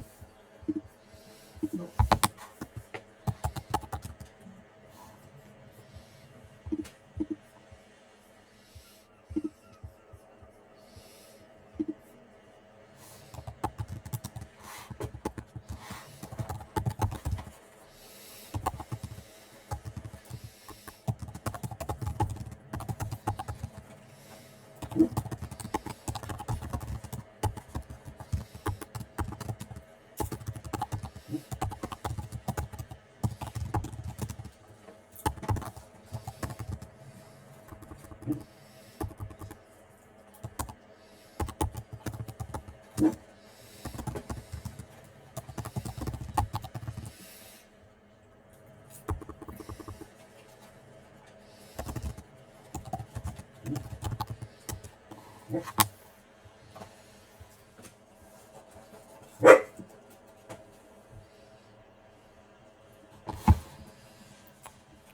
All right. Give me.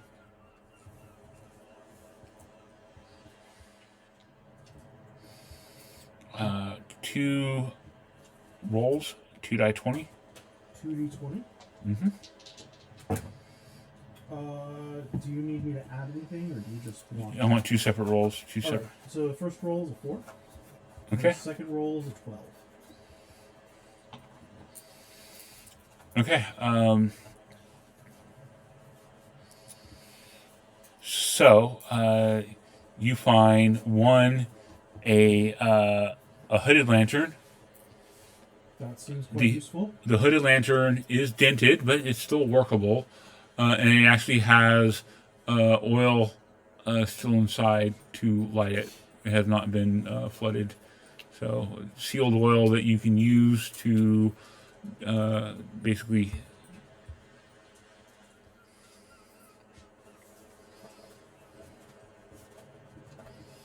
And what was the other roll? 12.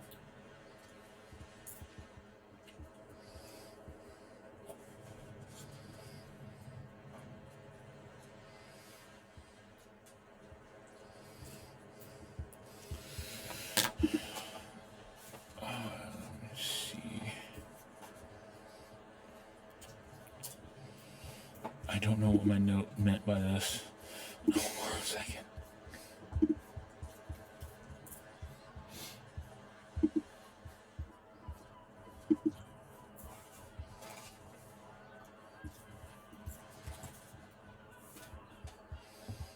And Sean, you were gonna pick. You get to pick one item from this table here. So I'm gonna shoot in your private channel the table.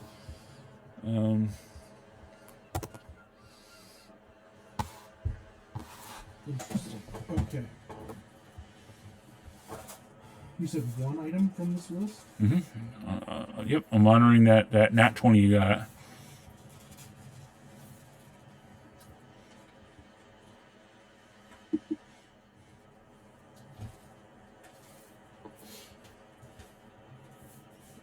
Plus 5 Holy Avenger. What? The block and tackle is actually a tool. I had that wrong. Let me.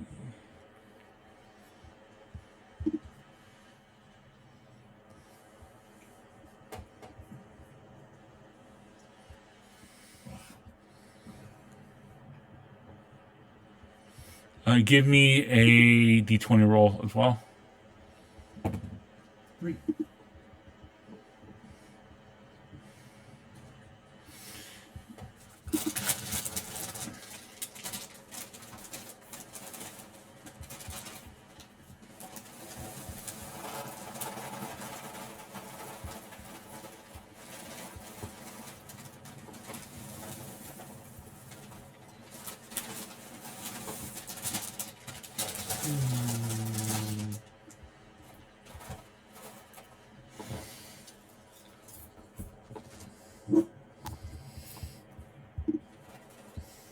I think I'm going to go with.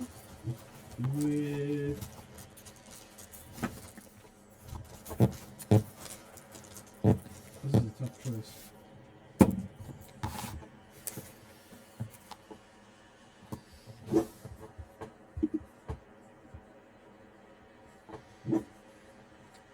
I think See, 1, 2, 3. Oh, interesting.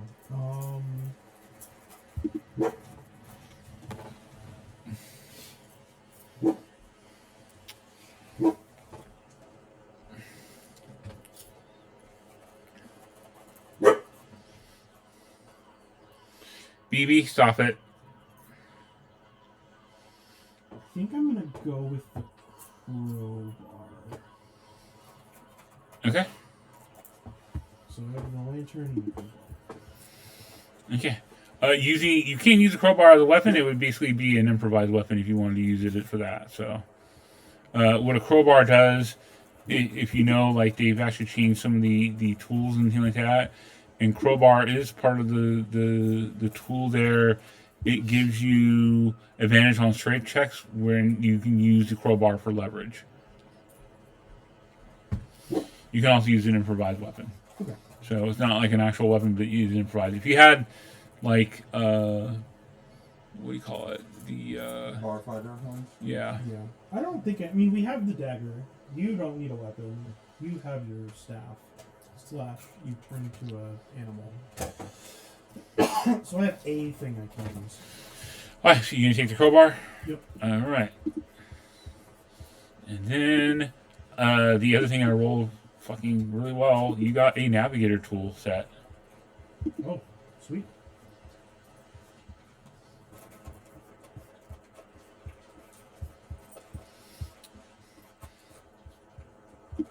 So, and you did find, like, firewood as well, crates and things like that. So, navigator tools allows you to kind of, like, you determine your position. It comes, like, basically a sextant and things like that to help you do it. So, it requires usually proficiency, and it uses your wisdom typically for the roll. So, I don't know who has proficiency in navigation. I think he has. You have navigation, so. I will hand that off to you. That was me rolling that 20 again, because that was what you could have got. Oh, I have cartographer. I have navigator. Yeah. Oh, okay.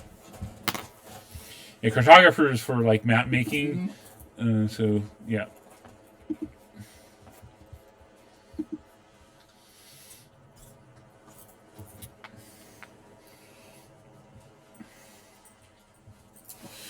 All right. So you are starting to gather up like enough like driftwood and things like that. So you can start the fire there. You probably need someone a little more skillful at doing this. You don't, unless you have magic or something like that. You have like no means to really even figure out like how to light a fire. You're not a survival expert. Not at all. Dear God, you hope one of them can light a fire. All right, so more time is passing. You guys can again spend time. You now are going to gather more meat off of this creature here. Matt, are you going to continue to assist him with gathering the meat? Okay. So again, you get to roll at advantage. You can use your guidance.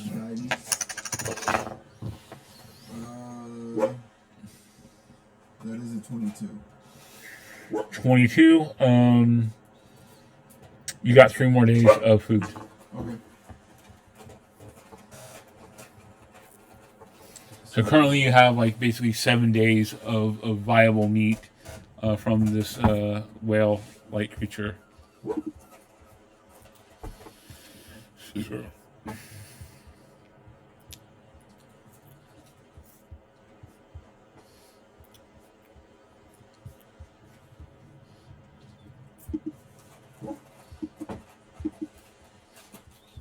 Okay.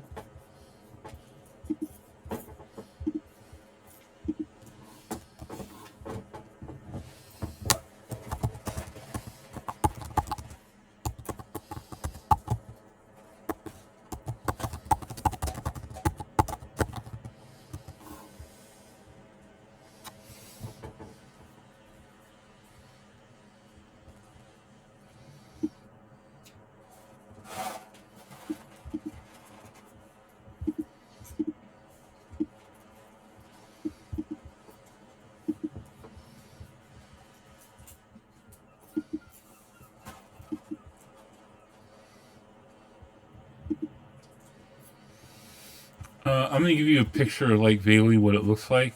I'll post it in chat. Obviously, it's not swimming around like this, but I'm trying to find like a picture of it some way, somehow representing this creature.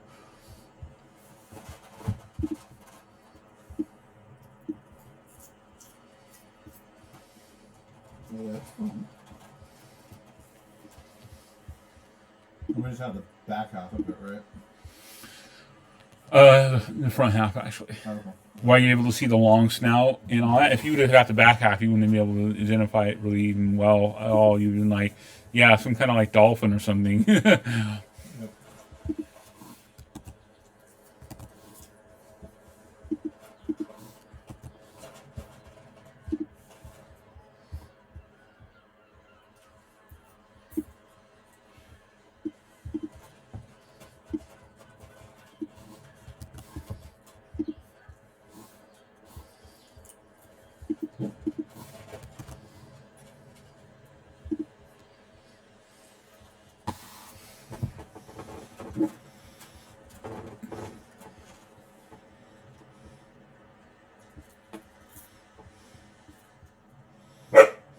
What?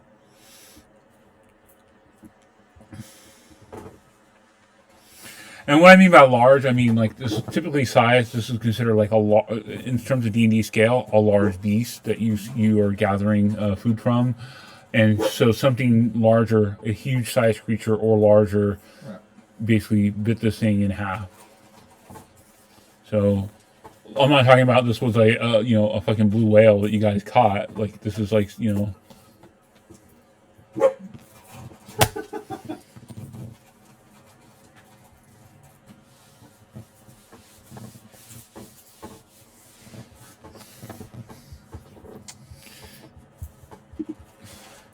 And if you know what kind of creature it is, out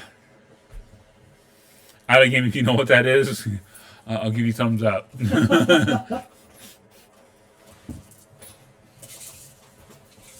Colossus shark.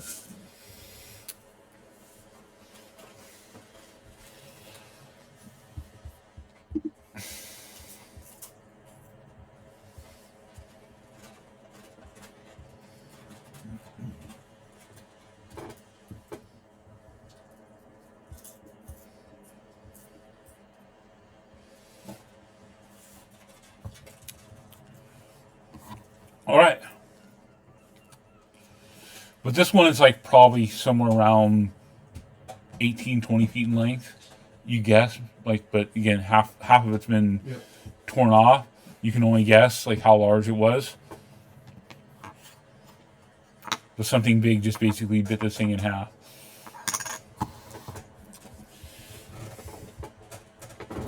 All right. So with that going on here, Sean, you still have time. I mean, I guess I'm gonna continue. Look There's for three things, stuff. right? Like look for stuff, look for people, Look for or food. Look for food. Yeah. I don't really want to find anyone right now, so I'm gonna look for more salvage. All right.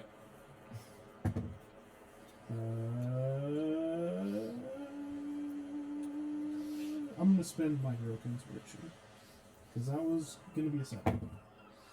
That's another 20. 22. Another natural 20. God. All right. You are having a fucking great day, and like, you know, while others are like, you know, things, you just see like just stuff kind of starting to wash ashore, and like everyone, they're fucking grizzling over like meat and things like that, and they're like, ugh. All right, give me another 2d20 rolls. 1 is a 9 and 1 is a 16. Okay, you found a half full water skin. The water is brackish, so it needs to be purified, but it's not salt water or anything like that. It's just been slightly leaked into, so it's like the water's brackish. So basically, someone needs to help you. It needs to clean it out, but you have like basically.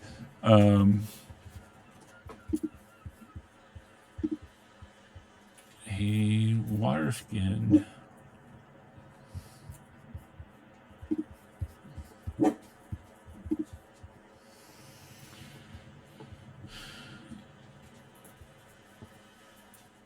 So currently it's holding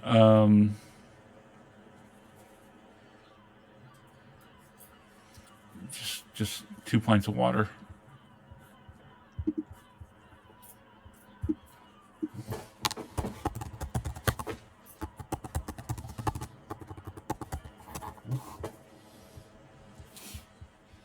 So you got like less than like a day's water in that. Alright. What was the other one? 16. That was the 9. Or the first one was the 9. I got a 9 to 16. Okay. You are also able to grab a grappling hook.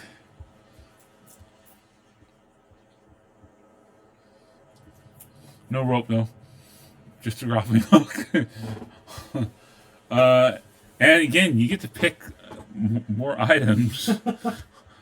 Let me post it again to you. I deleted it, so I think you're going to roll 20 again. I didn't think I was going to do that either. No, fuck, you roll another natural 20 in a row, 1 in 400 chance. Fucking pick what you want.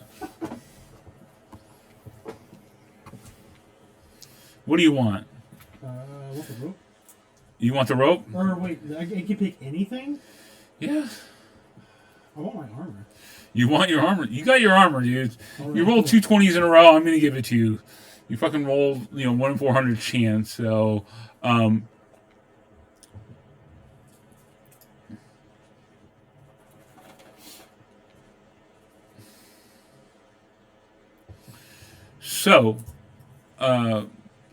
what you do is you find basically your footlocker. And your footlocker is where you're storing your essentially your armor and things like that.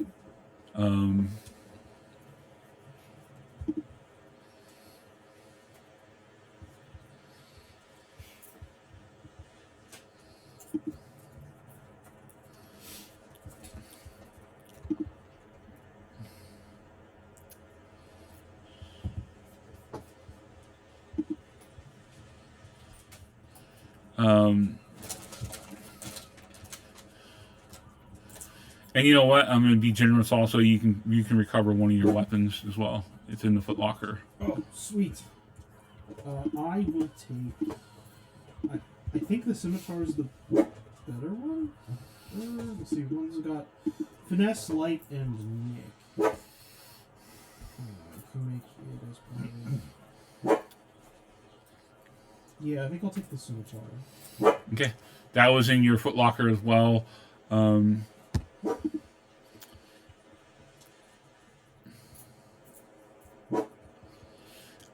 And you realize that hooded lantern was your hooded lantern. And what washed ashore is basically some of your gear that you found. You finally like, oh, the hooded lantern. You didn't recognize it was like dented and whatever, and then after that you're like, wait a minute, and you find your footlocker with like your weapon inside of it along with the thing that floated ashore. So you can also add a footlocker if you want to really have that too. It's not really transportable, not easily, but you do have something like that. Can I use it as part of kindling? Like, put it as part of the like pile of It's yeah. I mean, it works okay. It's not the best thing for kindling, but you do have enough kindling right now. You guys could easily like go 2 nights with like wood and things like that you've gotten from like just old, salvage crates, things like that, washed ashore. Some of it's already dried. That's been dried out here. You see that things have washed ashore even prior to you guys being here, and with you as you starting to salvage some of the stuff, there's that realization that there are other ships that have like shipwrecked here. Like you are not an anomaly by shipwrecking here, which means that probably there's like dangerous like reef that people are missing and getting caught on or something like that. or storms, because this thing mentioned there being a storm as well. Mm-hmm. All right, so you guys are now in the now it's the afternoon as you guys have spent several hours gathering supplies and things like that. You guys can reconnoiter yourself together again, or you guys can continue to try to like carve out meat on this thing. What do you wish to do? I think you might be good for now. Yeah, I want to head back and start to see if we can't find a place to shelter up. Did you put the armor on, or you just have it out at the moment? I'm gonna put it on. So you guys come out and you see Wolfric now is wearing full plate armor. No. And you see strapped at his side is a scimitar as well. All right. My stuff washed ashore. That's amazing. I think it was repaired. And you see, like, he's also salvaged a lot of wood that you guys can actually, like, light a fire and things like that. But he seemed to have, like, basically gathered a bunch of stuff that's, like, come up the shore and gathered together. So, just a random assortment of stuff. You see navigator's kit here. Tools that are laid out. You see a grappling hook with no rope. You just various woods.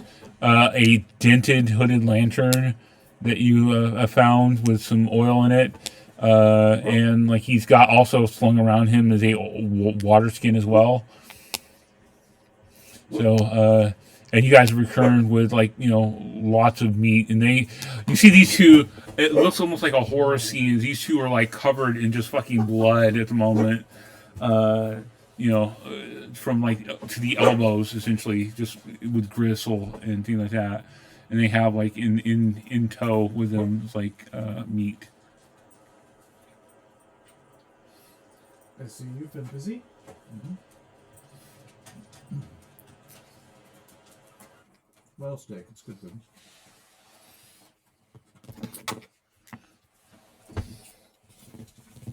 Some a little cheap.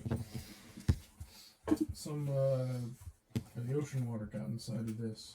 I'll put down the water skin. Mm.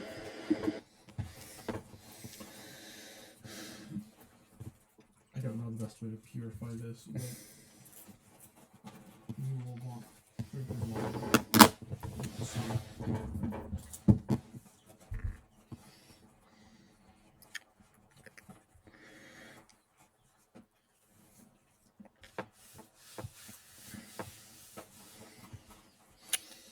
So, So, you guys can spend time. The water skin requires like you to essentially clean it, or essentially boil it or something like that.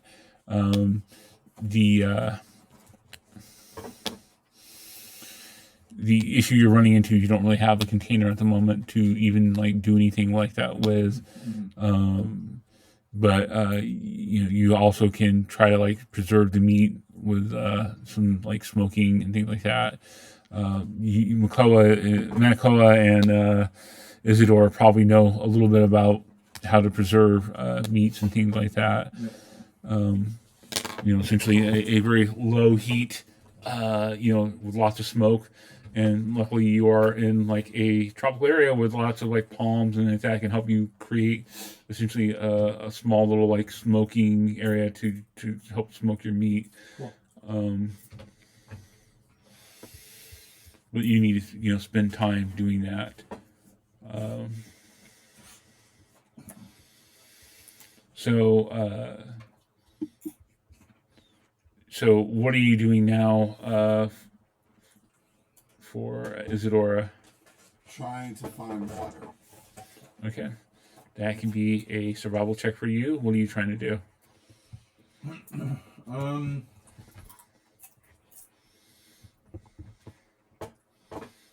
continue looking for more tracks or something. Okay. And what are you doing? You try your hand into the natural 20. What do you find? A Vorpal sword, Holy Avenger, I'm alright. I'm trying to we're good on food.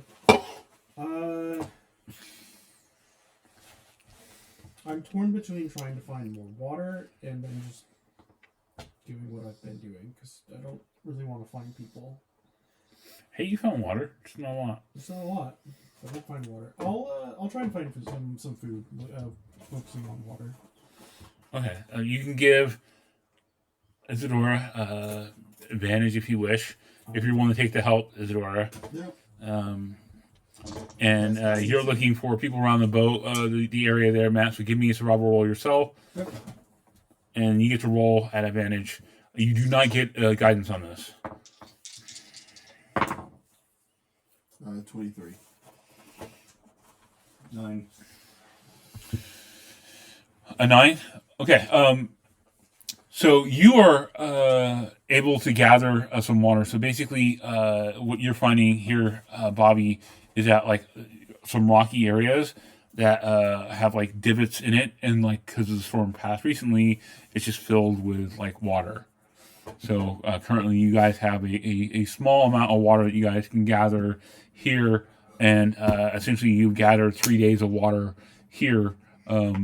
Provided that you do not move from where you're at, but you can, essentially you guys have like enough water for each of you for a day at the moment, and you guys can basically like drink from these rocky pools here that are not like covered in salt.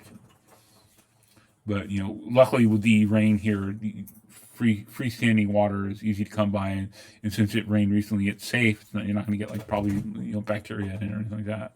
It's not stagnant or anything.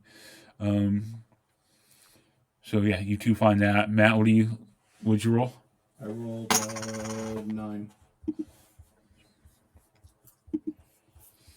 Give me a percentile roll.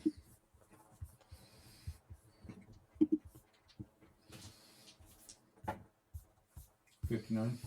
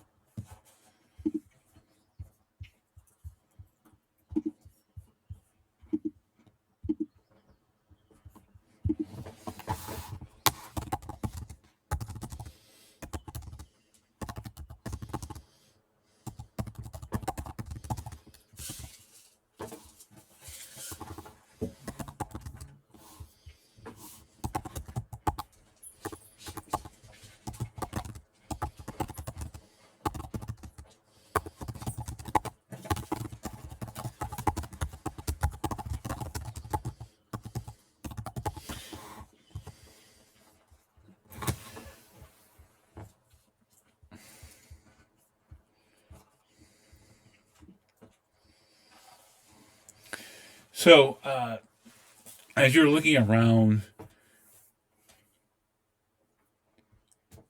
you're immediately caught in a massive shadow. As something flies ahead, and you see a cry pierces the air as you see several massive winged shapes that are coming across the sky. Their wings stretched over like sails with thin, leathery membranes kind of catching the sunlight, giving it a little bit of a rosy sheen.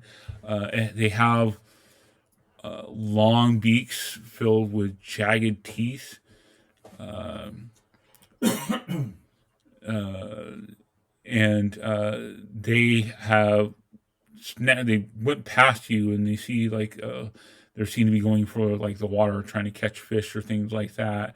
And they are sailing around for a moment before they start to circle back into your direction. What do you do immediately as these things come circle around? I'll hide. Okay, give me a stealth roll here, and I'll post a picture of what this thing looks like. Like a pterodactyl. It's a large pterodactyl.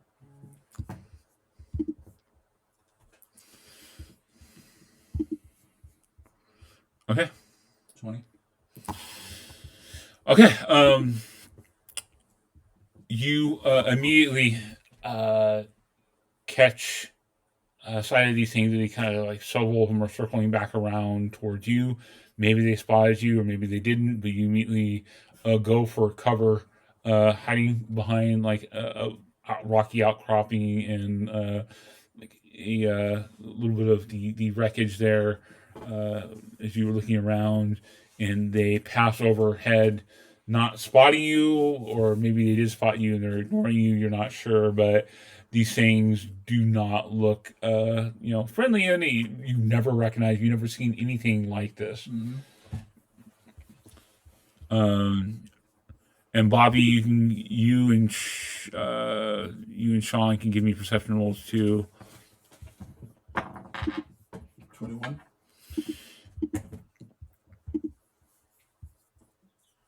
Uh, 18. This is both of you see it. This is further away from you, down the beach from where Manakoa was, but you see again these large membrane reptilian creatures flying.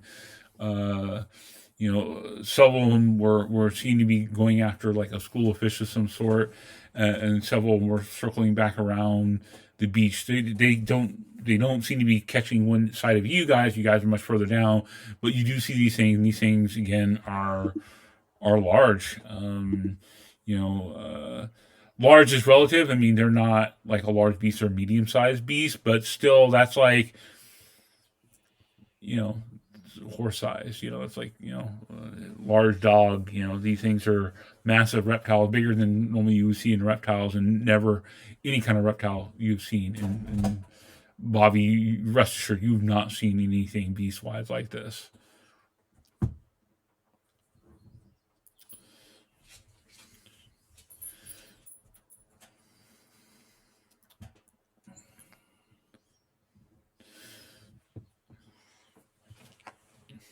I look at is it Wolfric? I said, do you think Manakoa is okay?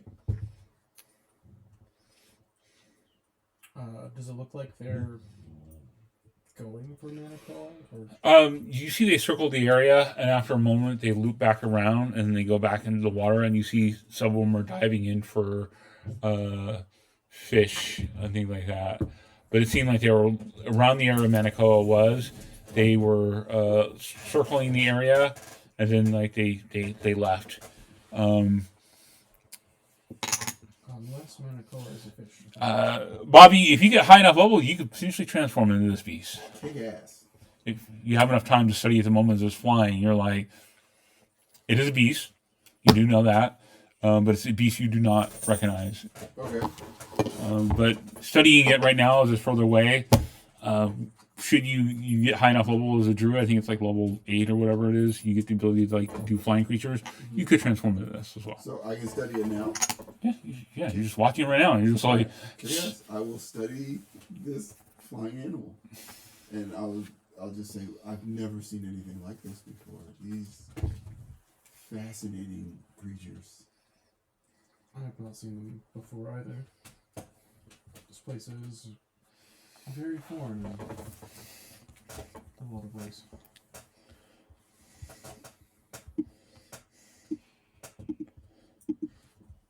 Yeah, I'm gonna study the cool animals.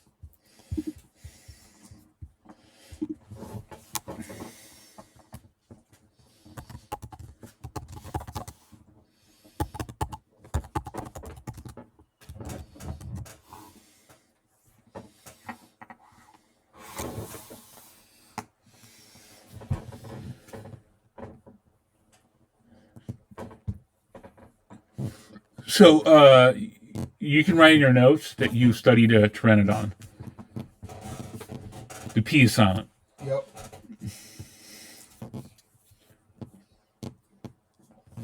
Like, Bobby's like, dinosaur is fucking great. No, I got 3 nephews who love dinosaurs, so I know all about pteranodons. Mm-hmm. One of them, yeah. I'm sure one of them knows what this fish thing is, but I'll probably stop listening at that point. I was like, yeah, sure.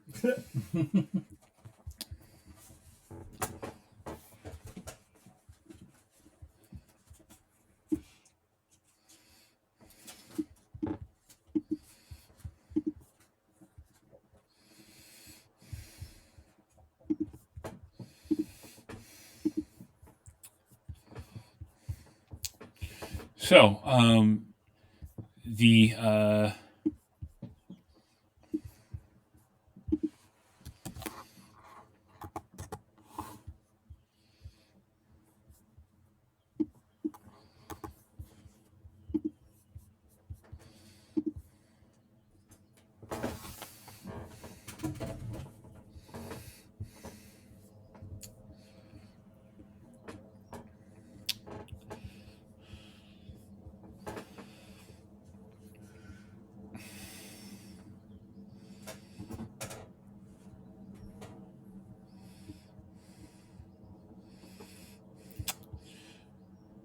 So time passes again as you guys, these creatures after a while, circle around the water, seeming to dive for some kind of fish and things like that, pulling out a little bit of fish out of the water as they dive in before they seem to be sated, and they fly further back into the jungle on the island itself, seeming to head towards the plateau, or at least be, that area in the mountainous region.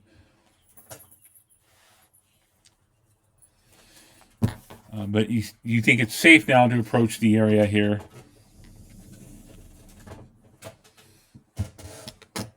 Okay. I think I'll start walking back over. As well.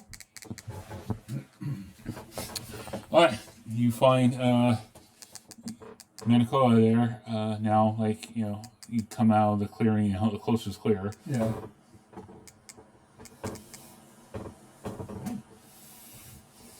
Get out and look up clouds. No birds. Big birds. Did you see them? They were amazing. The way they just whoosh and then whoosh. Yeah, and it wasn't a bird; it was a reptile.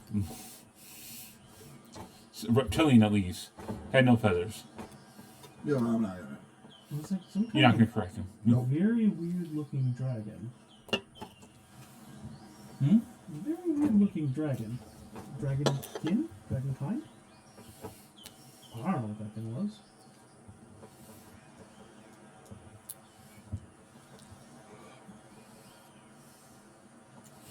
All right. So, you guys now, as you guys are now hitting and starting to approach dusk, the time for you guys to prepare like your camp. Yep. As you guys like set out like a fire, so you can at least cook your food that you have now. You do have enough water right now to say what you're doing here, and you guys are just basically now setting up your camp as you guys have gathered. I think you guys didn't roll. You didn't roll for food yet, did you? You went from where you found the water. We gathered it, we didn't cook it. Yeah, you do have food and you have water, so yeah. And the evening comes as you guys are together.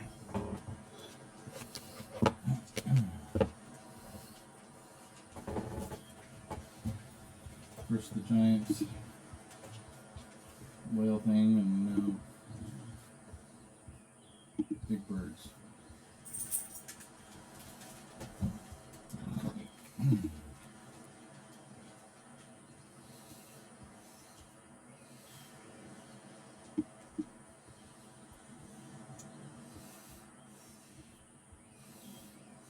Yes, this is a very strange place. Very strange.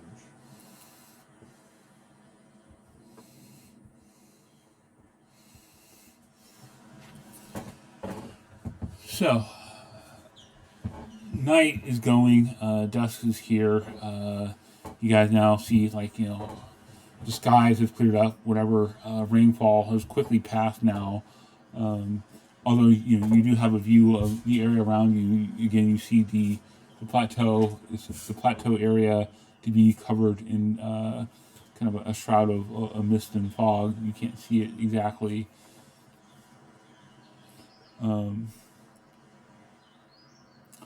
While you're out now, Matt, you can make a navigator tool check. So you get to make a wisdom roll. If I give him a map, does that help? A little bit. So give me a. Basically, it's going to be survival. It's the same thing. Yeah.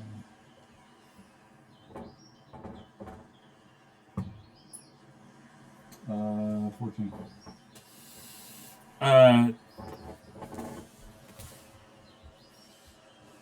This is actually something you can get guidance on too. Sweet. You get 3. 17. Okay. So, looking at the map and where you're at, your best guess, if you hit a reef and where the inlet is, you see that there are, at least you're assuming these are reefs. Considering where the inlet is that your guess is that you're probably here, considering where the mountain is. Okay. How you're seeing it. So your guess is that you're somewhere along this beach here. And your ship is somewhere out here where this reef is. Where that little picture is, kind of thing, So that is where the your ship is, which is completely, asunder. Obviously not recoverable, but that is where you think you are at now, looking at, essentially navigating with the stars, knowing your direction and everything here. That is a good guess where you're at the moment. And, currently right now, I mean, it's again, kind of nice. Wind is hissing through the leaning palms as waves are lapping against the wreckage-strewn shore. You still have, bits of sand and small amount of like vegetation, seaweeds, and like that have clung to your clothes and body. Brine still a little bit sharp in your throats here, although a little sated from the water that you have recovered here. And with that fire going, occasional crackle going as sparks leaping off of it, going into the sky itself. And after a moment, you hear a low, wet groan that rises above the surf and the sounds there. And out from the water, which you are not too far from, you see shapes staggering from the churning water. Bodies that under the currently nice light of the stars, the moon, and illumination coming from your fire. Appear to be bloated bodies, pale. Some of them seem to be like one of them face half torn off by the barnacles in the coral there. Several of them have damaged weapons, rusted cutlasses, driftwood clubs, bits of like old sailor garb on them, which cling to them almost like forgotten memories of who they were. Water dripping off the bodies completely out of their mouths, coming from their lungs. They are not walking, they're dragging. With a intent on their face, and one opens its mouth to moan, and just seawater spills out of its mouth before they come at you. You go to the restroom, but what you guys need to do is you guys need to find miniatures for your character. What do you think they want? To share. They come in peace. So you guys, And leave in pieces. I know it's not perfect, but you guys just grab boxes and start looking through what you want. So.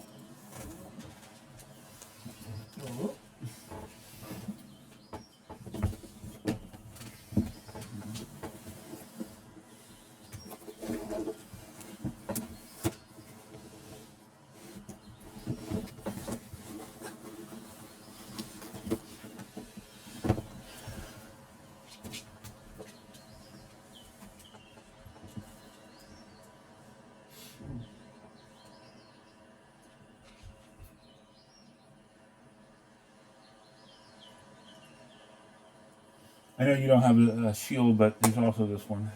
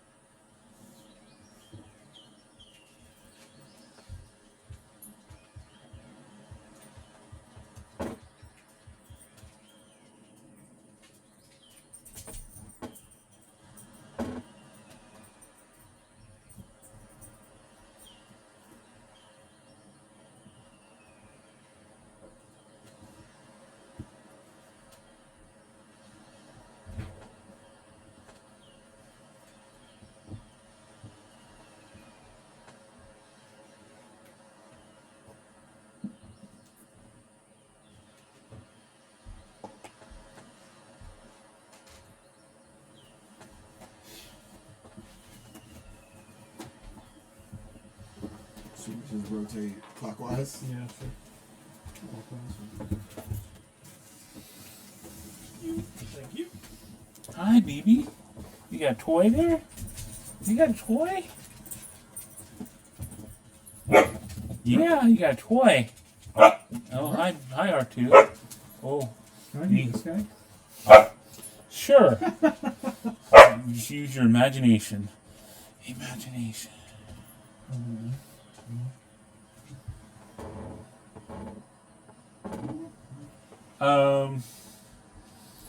You know, the only aquatic like looking woman I have is this one, Bobby. The one that just there. Where'd he go? Oh.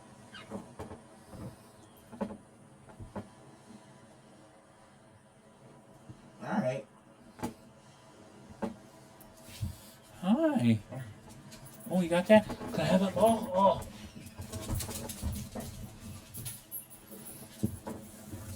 I don't have like a lot of like female Triton druids, you know. I mean, I will be looking for miniatures for people and things like that.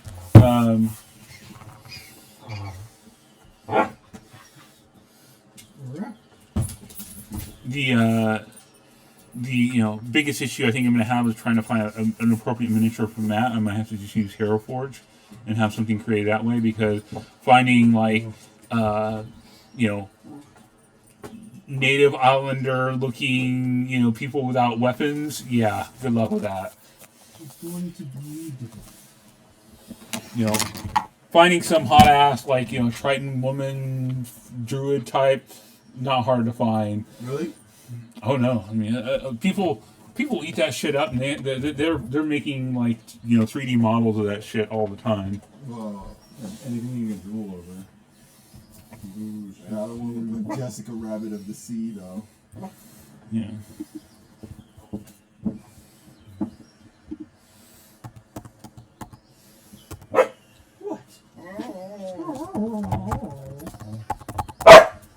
Oh my goodness. Oh my gosh. Hi R2.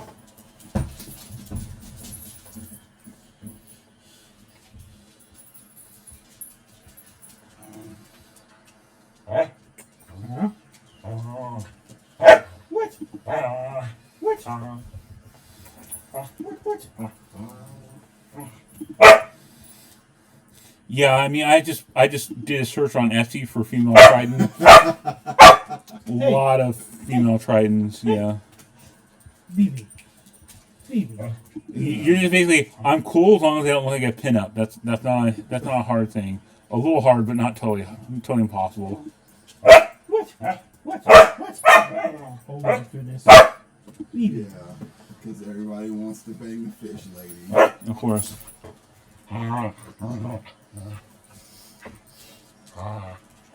No, don't bite. Don't bite. What are you doing? Stop.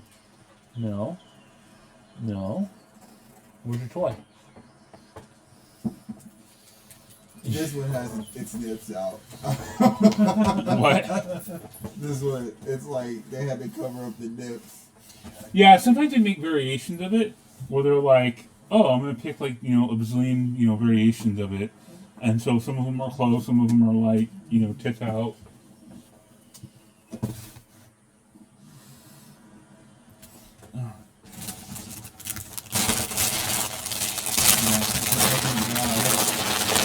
Yeah, that's all that one. Hey, that's Bobby's fault for winning the gender bender.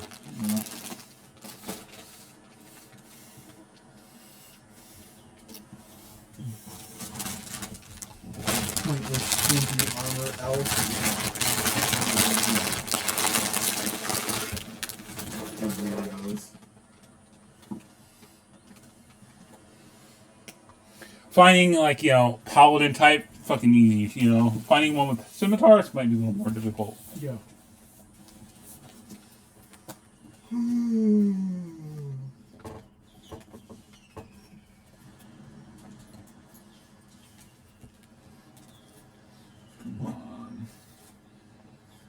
Here it is. Look at that.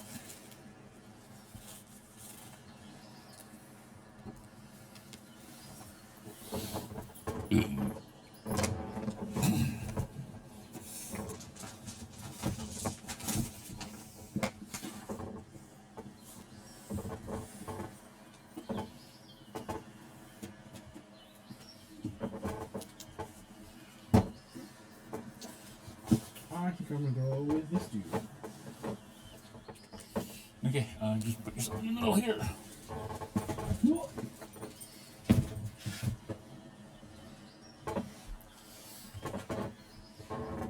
I guess for now, I'll just go with the generic part.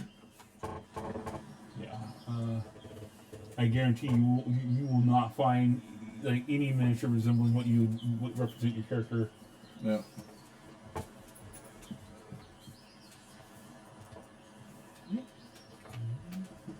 I think I even still have some free minis on Hero Forge from a Kickstarter a few years ago. Well, I think I was looking around like a couple days ago. I found someone did like basically a character doing the haka in like Maori type tattoos that had like his like cool. fist together like this. It was a half orc and it was colored and all that, but a half orc easily can be replaced by a human species and just recolor the skin. Yeah. So it can be done, not impossible.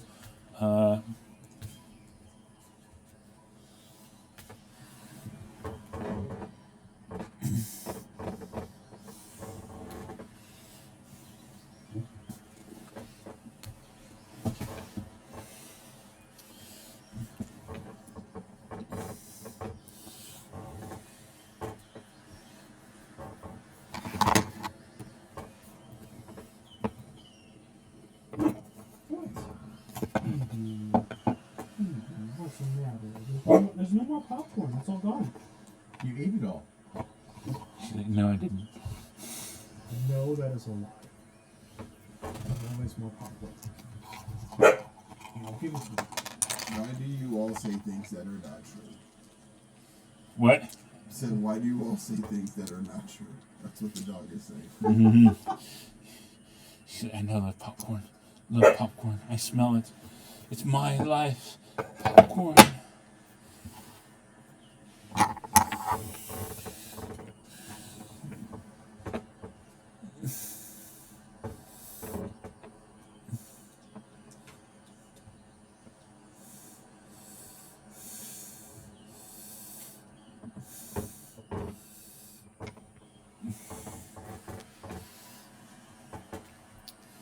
Okay,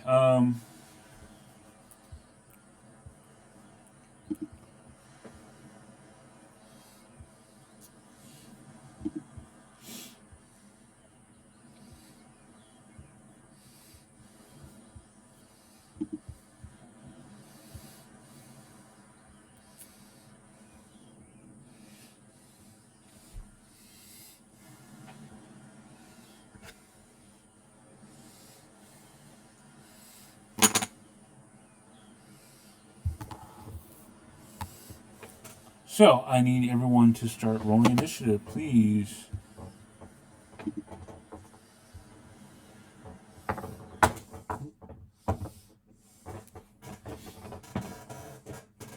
got a 15.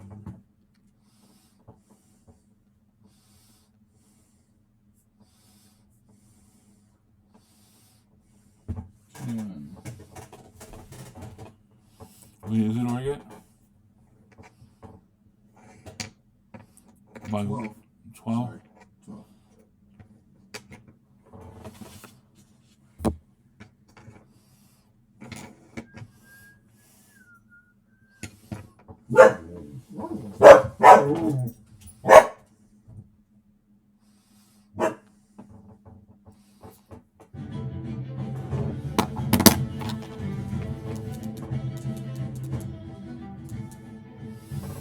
So, out of the waters is these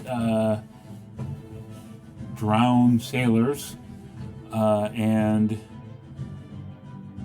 we start off with Manakoa as you see this people coming out of the surf now. Okay. I'm gonna cast Shatter. It's got a targeted here, 10-foot radius, so and it's Yep. those four. Con save 13.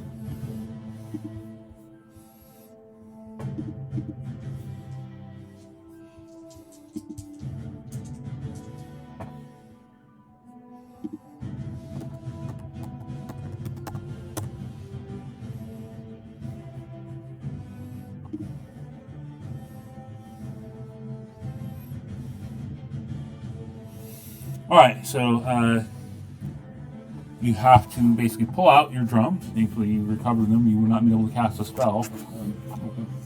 You require material components, so your material components can be your arcane focus. Your drums can be your arcane focus. So you don't have your spell component pouch or anything like that. So you're using your drums.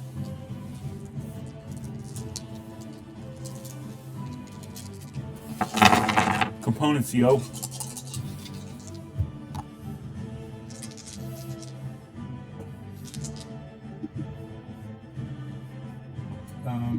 Let me see. Hold on. Let me see. Thor got a 12. Wolfric got a 14, and McCullough got a 22. I think it was. That's fine. That works anyways.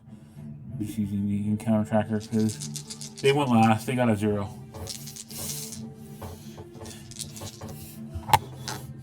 That means they rolled, and then they got negative. So you said con save. What's the DC? 13. 2 passed, 2 did not. Okay, so it's 19 or half for the.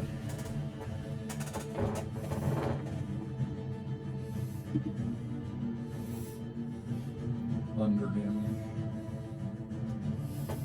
Said 19 or Or maybe. half, yeah. Okay.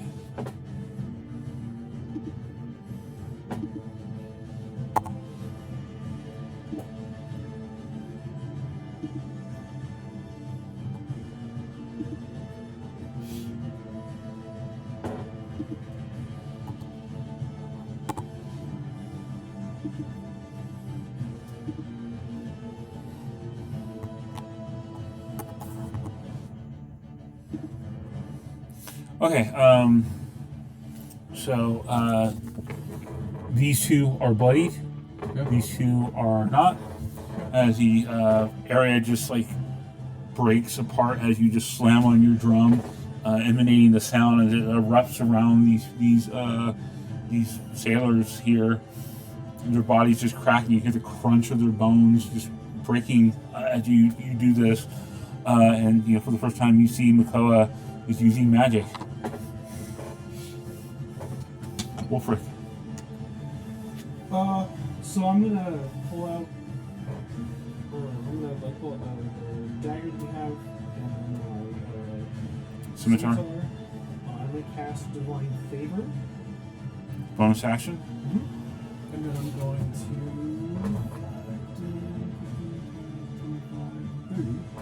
move up here, and attack this thing. Okay. And I'm gonna figure out how all this works. So the scimitar, I'm going to attack and will probably miss. That is a total of 9. 9 hits. Oh, all right. They're zombies. Fair, yeah. Okay, so I have 1d6 plus 4 here. So that's 6 damage in total. And then this has Nick. And Nick allows me to do. Your offhand attack as part of your actual attack, so it doesn't use up your bonus action. Got it, okay. Yeah, that's the bloodied one there. So with a dagger, you get to swing. Okay, without spending the bonus action. Right. Oh, I forgot to roll the d4 for the. So that's 6 plus the d4, which is a 4, so that's a total of a 10. 10 damage. Okay. As you slash this creature, these creatures are bloated and rot, and cool. immediately it's like hitting a pus bag of foul. You need to give me a Constitution saving throw. Con save. 14. Okay, you pass the roll as you're just assailed by the worst stench fucking ever. You said 10 damage, okay? Yep, that was 10, and then I'm also going to make an attack with the dagger, which is going to be a 25. 25, yeah. And that's 4 damage on the dagger, 4 damage on the spell I cast, plus 4 base. It's going to be 12 damage. Okay, the creature collapses as you hit it, and you know the con save. Nope. I think I missed that time. I've got a 9. 9, you did miss. You are basically your final strike with your dagger you rake it across the stomach, and it just guts, which are like a milky gray putrid color, spill out, and you're immediately assaulted by the stench of this creature. You currently have the poison condition. So, here is your poison condition.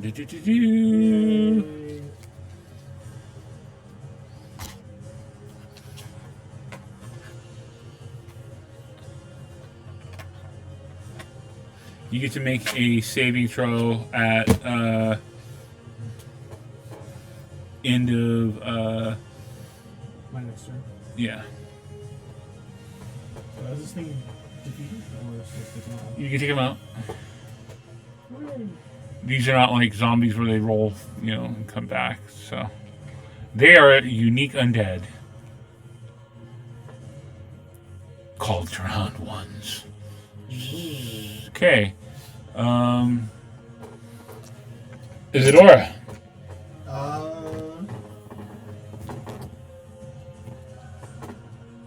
She sees what's going on and takes off running. And as she takes off running, she's going to wild shape into a lion. Okay.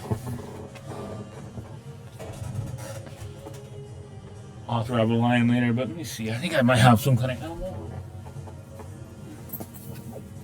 I think I have like a celestial. Well, here. We'll just use this. You can be displayed for beast. Kick ass. We're in the D&D movie, man.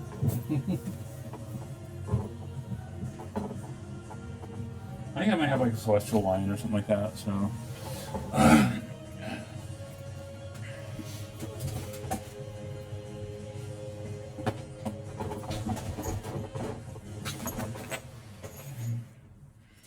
5, 10, 15, 20, 25, 30, 35. And just gonna run up to these two here.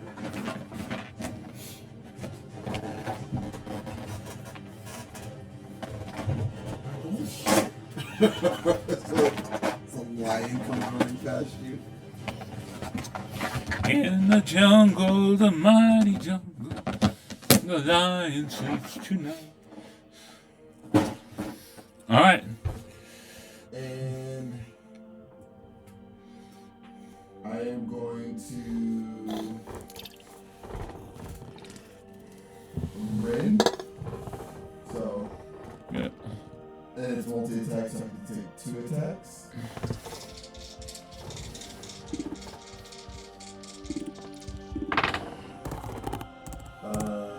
They're both 12s. Both hit. Okay. I will attack, I guess, this one right here. Well, yeah, the first attack will hit that one. So that's 1. Are you a lion or are you a lioness? I don't know. I guess I'll be a lioness, right? We'll be lady versions of the animals I am. 1d8 plus 3.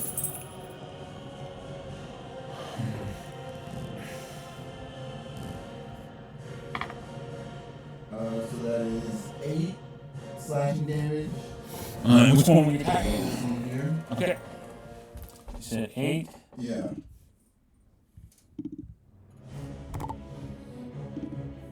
It's bloody now. Okay, then I'll hit the same one. Ooh, that is 9. What's the slashing damage? It does not drop, but again, 2 large rakes go across it. I need 2 con saves from you. That's You rake into this creature, and it's like popping like a putrid pimple. One is so I use mine or do I use the animals? Animal tone. Okay, so one is a 17, and the other one is a 9. Okay. You are poisoned now. As you basically are overwhelmed by this smell, putrid stench coming from this creature. Can I even kill it? Flame. Flame do it sucks. Yeah, 2d8 plus 3 damage. It was horrible. 2d8 plus 6 damage. Yeah. At level 3, 2 attacks. Horrible, man. You suck. Just cast Moonbeam. You what? So I should just cast Moonbeam. I guess technically I still can. You can.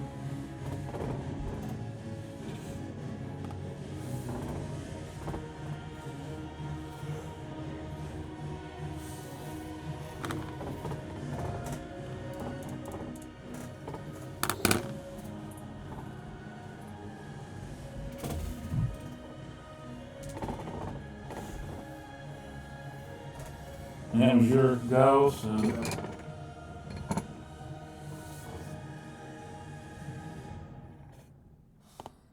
Paralyze.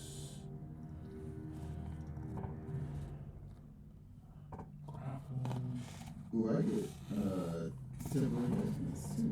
You do, yes. Kick ass. Used to be better before you got like actual like hit points. You had to go through like the hit points before you shit back. I made a barbarian druid, and like having that, fucking nasty. And then raging and taking half damage. Mm-hmm. Alright, go ahead and put these rings on both of you. There.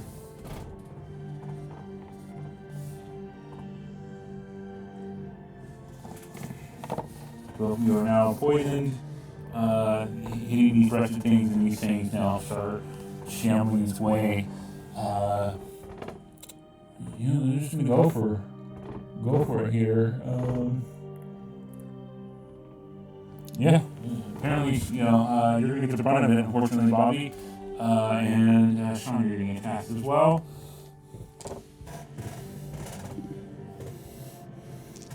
You've not gone down for the night yet, so you still have your armor on here. Yep. So.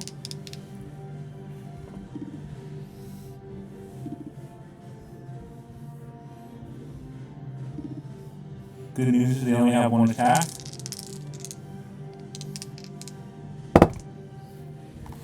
Bad news is they crit. They missed you, and then Bobby, what's your AC currently? 17. Alright. One hit. Okay. One barely misses, you dodge out of the way, the other one just stumbles into the water there, trying to get at you, and it's just completely ineffectual.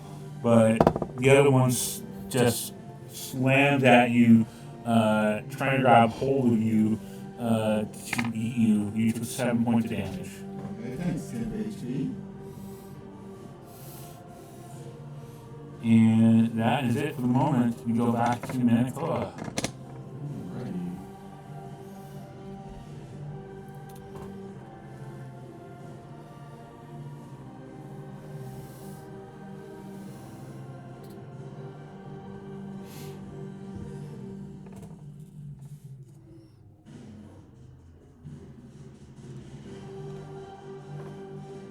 So I don't give pack tactics, I get pack tactics. Correct. Okay. I'm pretty sure. Yeah, it says the lion has advantage on an attack roll. Against creatures at least 5 feet of the line as an ally. Yeah. So, yes. So I benefit from Sean being close to the. If you attack the one that's like on Sean at the Yeah. moment. Alright, I will cast Dissonant Whispers on this one. Wisdom 13. It made it. Everyone you know is I'm also. pretty sure. Let me double check, make sure it can. Yep, it made it.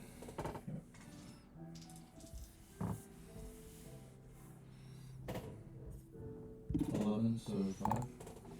Okay. And it doesn't have to run. And I will give Bobby Bardic Inspiration. How do you give him Bardic Inspiration?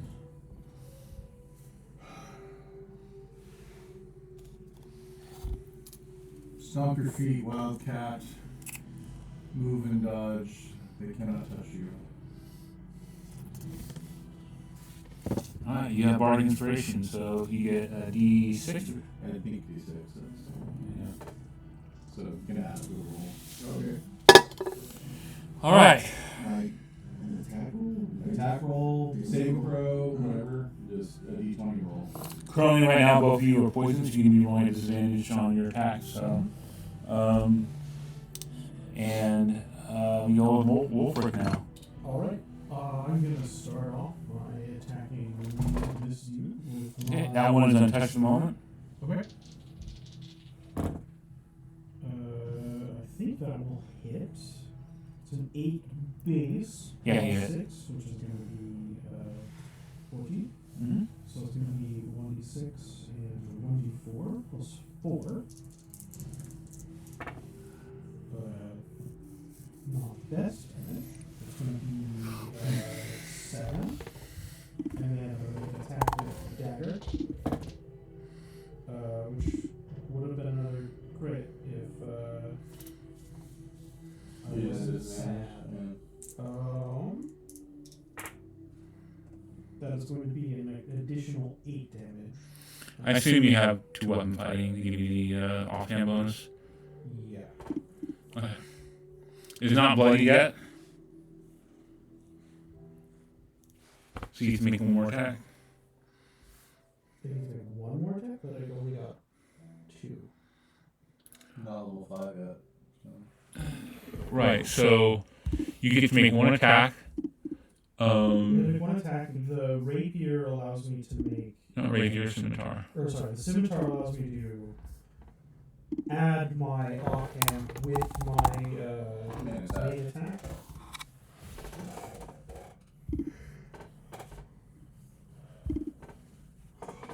Still limited to one offhand attack per round. Yeah, okay. Yeah, you get the third attack if you take the 2 weapon mastery feat at level 4. Then you get to do it as a bonus action as well. Got it. Okay. Okay. Yeah, that I think is it for me. Unless there's anything you do with bonus action. I get to smite. I'll smite it. I should have done that before rolling damage, but Alright. It is undead. So, I don't know if you get additional damage now undead with Divine Smite or not. so target takes an additional 2d8 radiant damage plus an additional 1d8 if the target is a fiend or undead. Yeah, assuming you're going to do a Divine Smite instead of Thunder Smite. I'm gonna be blind. I would assume so. You're like, it's undead. Well, Thundership cast beforehand, too, right? I think they're all. You can all cast it. They're all posts. You can all, yeah, as long as you spend the bonus action, you can do it. So that's going to be an additional 13 damage. Okay, it is bloody but not dropped. Right? So I need, you don't need making constitute, you're already poisoned. So, at the end of this turn now, unless you do anything else, you can make your con save again. Yeah, that's a good roll. That is a base 17. Okay, you're no longer poisoned, so hand me the poison card and you can take the poison ring off. Hooray. But keep it around because you'll probably get poisoned again. What? You said hang on to it. Yeah. What do you mean? No. Catch you. Alright. Zor. Alright, I'm gonna use Hack Hackers on this guy here. The one that Sean just almost killed. Yeah. And I will. You make a straight roll. Yeah. That is almost 96.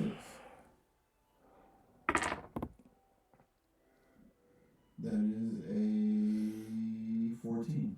Alright. How did you get 14? Because I rolled a 3, and then I rolled a 5, so that's 8, and then it's plus 5, so I get 14. Oh, I thought it was plus 3. Sorry, 13. Does 13 hit? 13 hits, yes. Okay.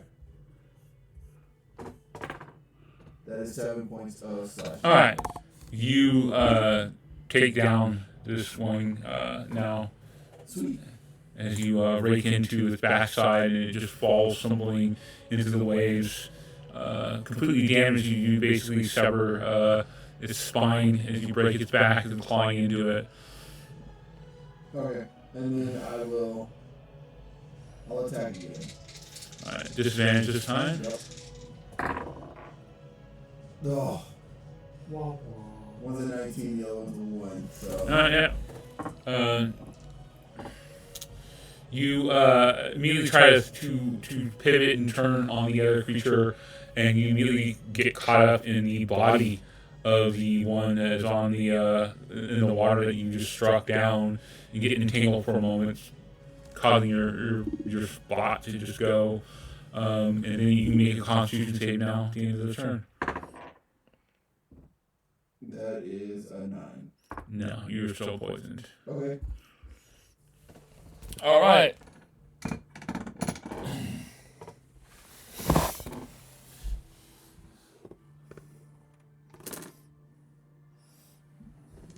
This one after you. Or does he turn right in front of them, Bobby? 2 hits on you this time. Okay.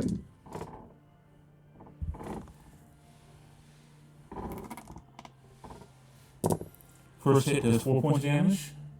Okay. Second hit does 7 points damage.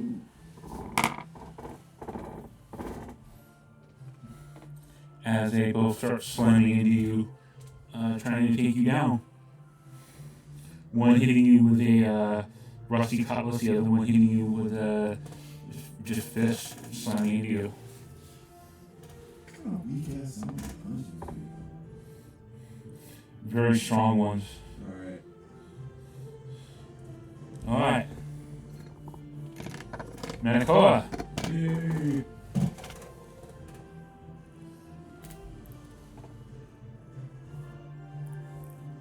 I will try the same thing. And Dissonant Whispers was in 13. This time casting it on this one. Which one? The one in the middle. Okay. I miss. Okay.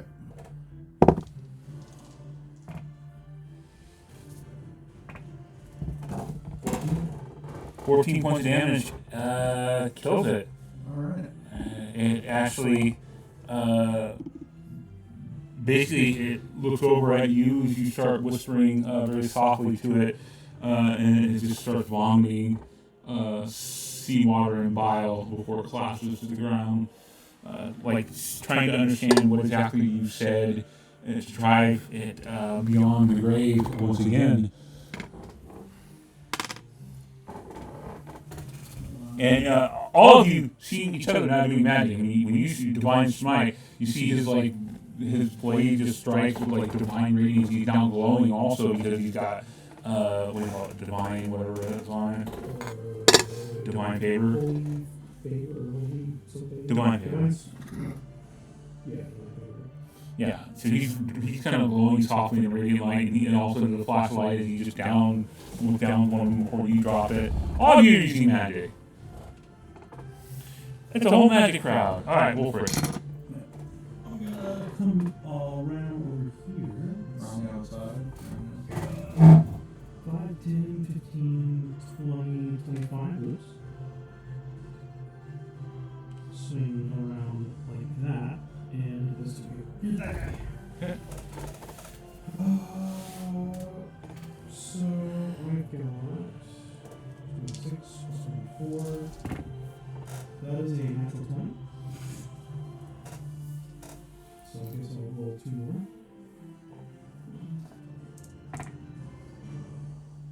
Alright. That's going to be a 6, 10, 13, 17 points of damage for the first attack. You severed this guy's head. He wasn't bloody, but you just nuked him.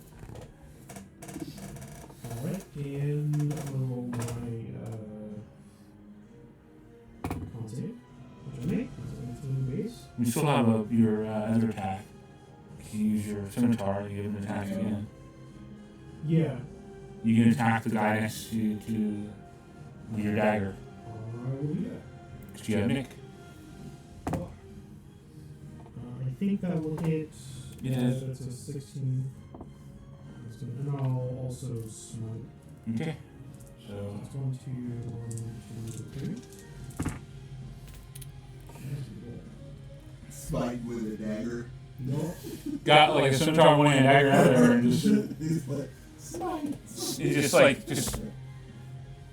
don't even roll. They only have 6 hit points. You kill it. Okay. So you basically you sever this one guy's head, and then in a flash of light, it's almost like a comet just streaking through his hand as it just like lights up and radiant, and he just plunges this thing in its mouth agape, and you just hit it through the back of the skull, and just take this thing's head basically off, just this radiant damage like filling its whole face and mouth and head, and it collapses to the ground, and it is combat is over. You guys have completely destroyed this encounter in 2 rounds, 3 rounds. This is the 3rd round. So yeah. You guys can give me that either me or save eventually anyway, so it doesn't matter. Or it'll go away in 10 minutes. So you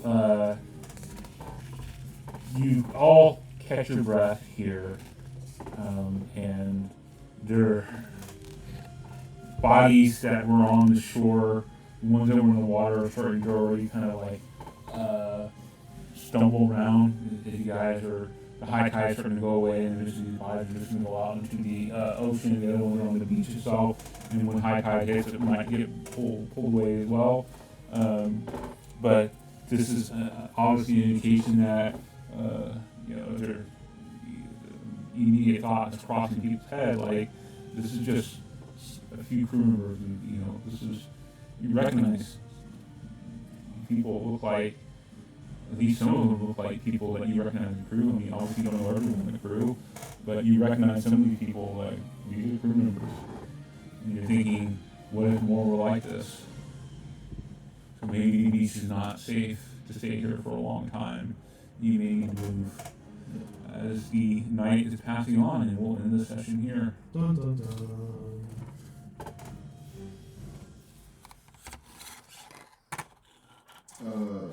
I'll like cast Cure Wounds on myself before we go over this.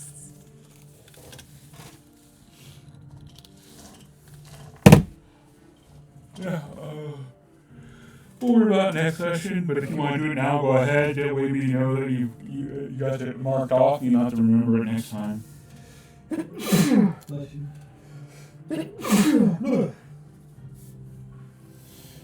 Okay, there you guys go.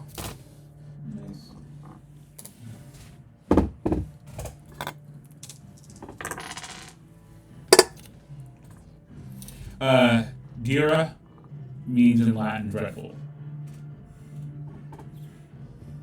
So we got a clock. What? So we got a clock. Well, I didn't want to show my hand too quickly by saying it was the Isle of Dread. Do you know what Isle of Dread is after I showed you what it was? But do you want to see what I held up? Where is it? AD&D module. Yep. I've been wanting to run this for a while, and this has always been in the Shattered Isle list of islands, and I'm like, I think I'm gonna do a shipwreck. Shipwreck, thing. Shipwreck trope was always a good one for the island starting off. And again, this is sandboxy by nature. If you guys are able to locate a boat and you want to get the fuck out of here, you can. You don't have to explore the whole island. You guys are nah, man, I'm done with this.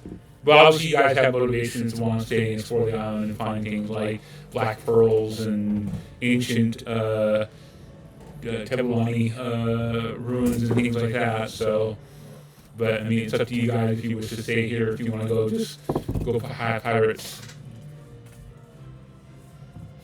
I mean, I got what I came for.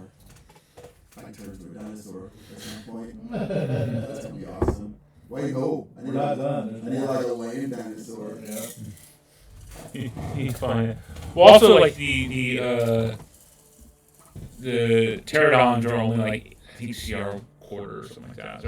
They're not huge. There are bigger versions of pterodons and all that, and I mean also like I'm not using solely stats from the because this is the 5e conversion of it, and they have like their own stat block for a lot of things. But I'm using that. I'm using the new monster manual, and I'm also using things like I'm adding additional dinosaurs because I have this really cool supplement that came out called Dr. Roland's Dictionary of Dinosaurs, a paleontology themed role playing supplement, and it's basically paleontologists that made a supplement based off of like real dinosaurs and how they operate and how they work. And so they talk about what they are, their habitat, their behavior, and then they give good stat blocks with the abilities they get to do besides just the generic hit point stat blocks that they normally do. So it's a very rich way to add more dinosaurs to the game on top of that, and I'll definitely be using that as well because it is amazing. They just finished their second Kickstarter where they're going to expand it more, and I'm all good with it. Mainly I'm just looking for like standard dinosaur stat block. I don't care. They're going to create like dinosaur races and all that kind of stuff. I'm like, I don't care about dinosaur races, whatever. I'm not running the an 80s sitcom or 90s sitcom of like Muppet dinosaurs, so. God, that fucking show. Yep. Not the mama.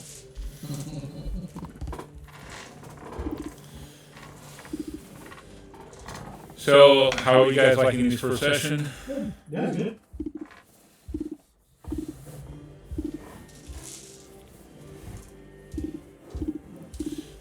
Hey, at least none of you lost your special gear that you had starting off.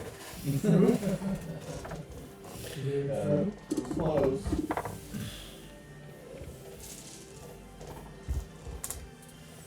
Yeah, you were rolling like shit, so. And of course, the clutch roll at the end, otherwise you guys could have been pushing a lot of exhaustion to get to the shore. You were in very big trouble.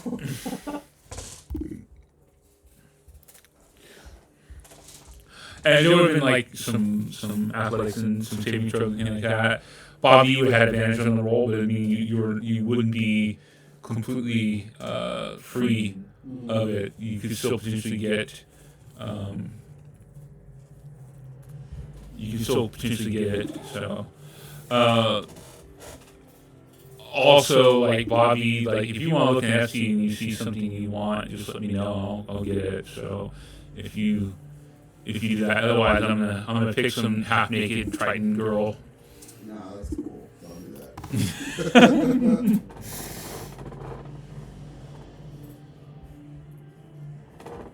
Y'all up.